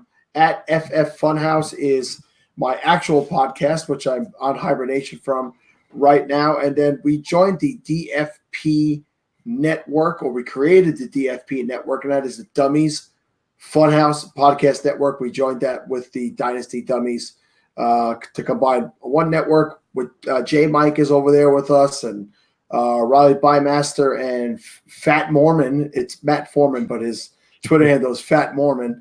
They're doing a Devi show once a week now. We're just trying to all come together on one feed so that we could all get a little bit more exposure, and we're doing some great stuff over there. So those are really the things I'm doing. Every time we go on any show, we like to bring up the charity aspect. You brought up the SFB Podathon that we did, and we raised over $6,100 this year doing that for Fantasy Cares, which we gave to Scott, and we're going to be shopping for those toys. As you know, that money goes to Toys for Tots, and I'm gonna get to do some of the shopping this year, which is really, really awesome. I'm gonna take my kids with me, and I just think it's great that if you could get involved in charity in some way through fantasy football, it makes us look better as a community. And one of the things we ask on our show each week is take one league entry fee a year and donate it to charity. That's not a lot of money, but it can make a big difference. And if you could do more, if you could pull up money with a league, not everybody can afford to do it, but there are a lot of people that can. And if you're one of those people that can, do it. It makes a difference, and you will feel better about yourself. And you're right. Like I run in the once the playoffs hit and MFL does those free leagues for the playoffs, I always put on with the Dynasty Vipers one of these leagues, and we take half the money, and all that goes to Scott there in Fantasy Cares. I think last year, I know it was on the low end. I think it was $150, but $150 still does well for some kids' Christmas presents. Yeah, you're right? buying 10 gifts right there. No joke. I mean, $15 gifts, whatever, and those make a difference to kids who don't have it. So yeah, no, that's fun. And that you know what, that's been amazing to watch what Scott's been able to put together over the years, and watching that pot grow and seeing how many lives that money has affected and blessed these families with over the years. And the best part is, yes, the families are being blessed at Christmas time, but you know what? Everyone who's contributing to that pot should be feeling a blessing as well on that, because I know I feel good about myself when I'm able to help out and donate. So it's almost like you get to bless them, but you're blessing yourself at the same time. And it truly, especially around Christmas, like you said, when you get to go and shopping, I can't even imagine what that feeling is when you get to go shop for all these toys, and you become a big child yourself too, right? So you get to pick out all these cool toys, and you got to give them away to those less fortunate or who can't afford them, or whatever the circumstances are. So I love seeing that. And the best part is I love watching when Scott starts tweeting out those pictures of the purchase. And you see these big 22 shopping carts and just seeing the smiles on, he gets his family involved. I'm sure you'll get your family involved. I'm sure you'll have your son out there pushing a shopping cart too. And that's what I like to watch. I'm going to have him pushing me around in a shopping cart. You might need that. You might have to get your little scooter. Bring some eggnog. Is that New York style eggnog? Sure. I have some relatives that make coquito, which is the Spanish eggnog. So good stuff. Cal, you got anything for us before we head off? No, go buy some Jets. Go buy some Jets. All right. Well, as we hit that 2-hour mark here, for Calvin and Hobby and for Salito here, I'm Dingus4, and we gone.